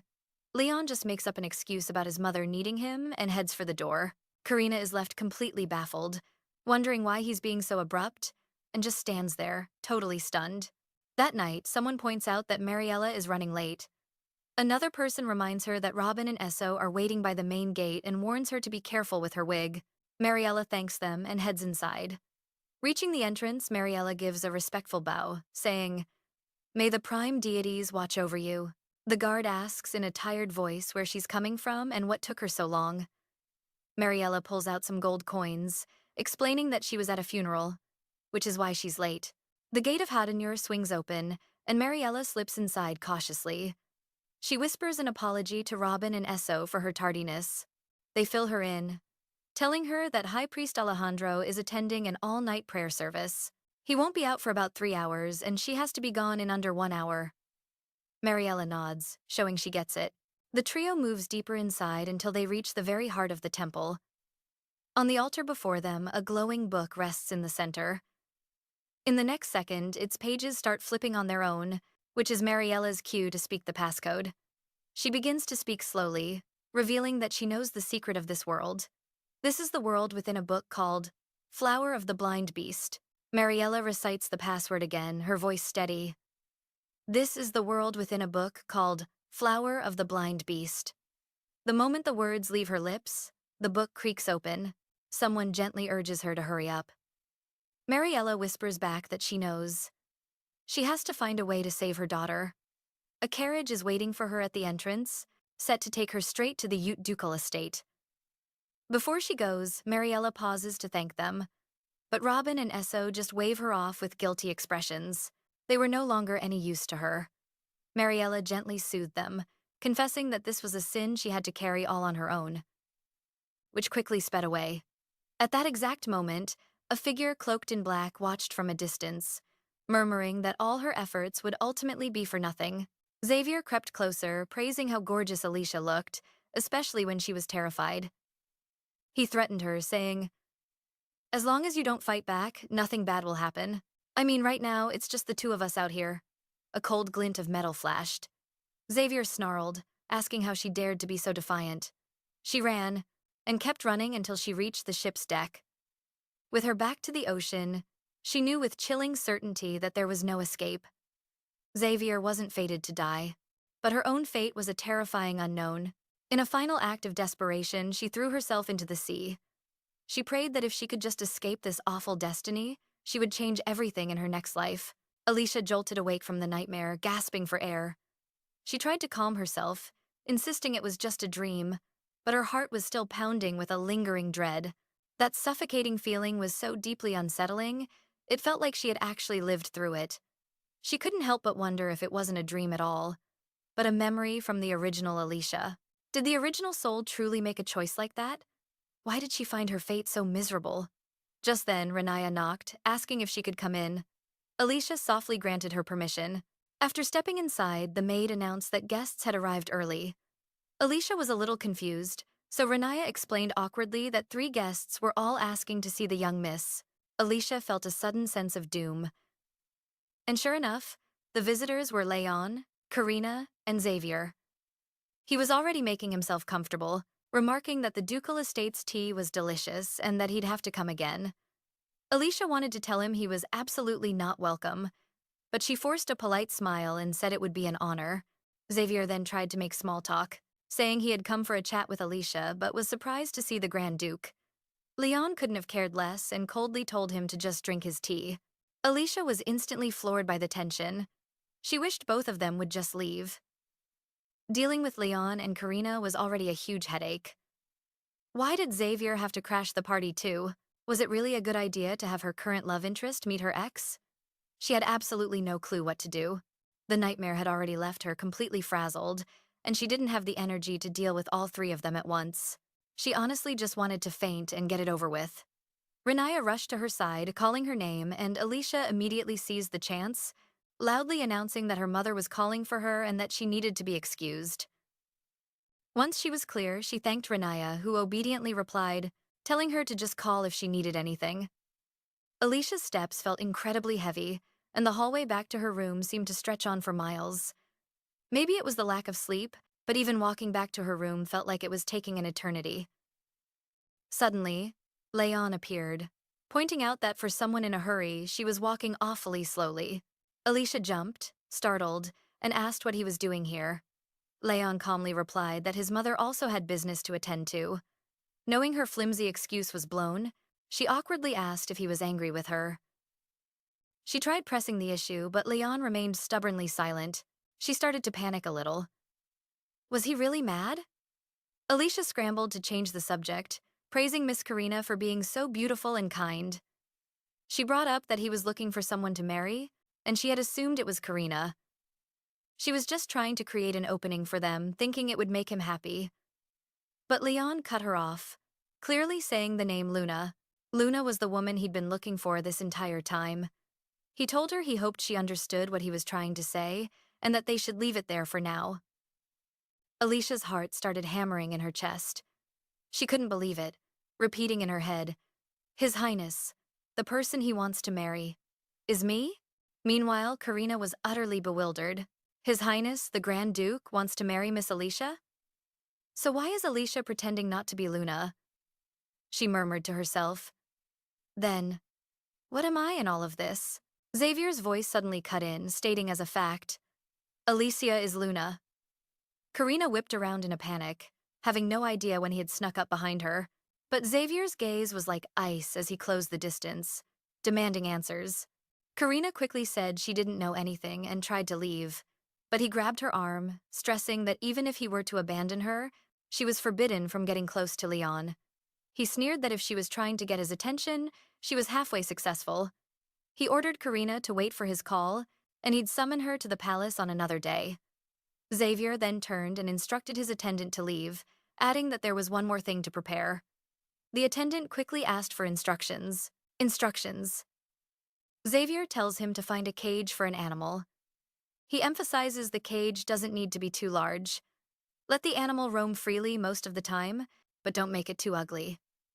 The attendant is puzzled, asking if he wants a pet, but Xavier's eyes darken, saying he's going hunting. Someone is coveting what's his and must be dealt with. Duchess Ute looks at the invitation and screams, absolutely not. The Duke hastily tries to calm her. Alicia rushes over upon hearing, wondering what happened so early in the morning. Rena explains that since receiving the Crown Prince's invitation, the Duchess has been crying as if she saw something terrible. Hearing this, Alicia is very confused. Will going to the palace make things unfold according to the original story? Will she die? But just an invitation shouldn't cause such distress. It's as if her mother knows what this means, and she's always asking about her conversations with the protagonists. There's definitely something hidden. The next day, Leon looks at Alicia's complexion and asks with concern if she's unwell. Alicia wearily tells him to go home early. She doesn't understand why he comes every day. Leon asks lightly if she really doesn't know, but Alicia suddenly asks if he believes in fate. Leon teases with a smile. Is this a test? She explains she's just curious. Fate is predetermined. What's meant to happen will happen. Leon nods, saying after hearing her words he's more certain. He's certain his fate is to meet her. Alicia is speechless. Can such words be said so casually? But Leon admits he only says this to someone he likes. Her face instantly turns bright red. She thought things were progressing well between Leon and Karina. Leon sees her distress and mentions she hasn't received any marriage proposals since her social debut. Alicia looks completely surprised.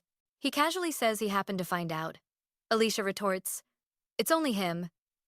He must be quite pleased, but Leon asks if she wants to receive one. If so, he'll bring it tomorrow. Alicia nods. Receiving one doesn't mean immediate marriage anyway, but Leon says he has one condition. Alicia freezes upon hearing this. He adds that he hopes she can regard him sincerely as he does her. He only wants sincerity. Even just a little is enough. After speaking, he stands and gently kisses Alicia's forehead. When it comes to kissing, he hopes she'll initiate. He looks at her wrined face and asks if she understands now why he comes every day. Alicia's heart trembles. Even without saying it, she clearly feels it. Leon has known all along that she's Luna. The unease in her heart seems completely soothed. At night, thinking about the day, she feels bashful. It was just a kiss. Why is she so excited? Suddenly, she remembers Leon already has his destined other half, and if she gets too entangled with Leon, she won't be able to return to her original world. But she can't help thinking maybe not returning is okay, too. At this moment, her mother's voice suddenly comes asking if she may enter. Alicia hastily responds. After her mother enters, Alicia asks if she has something to say. She hesitates a moment, then asks what the Grand Duke said to her earlier.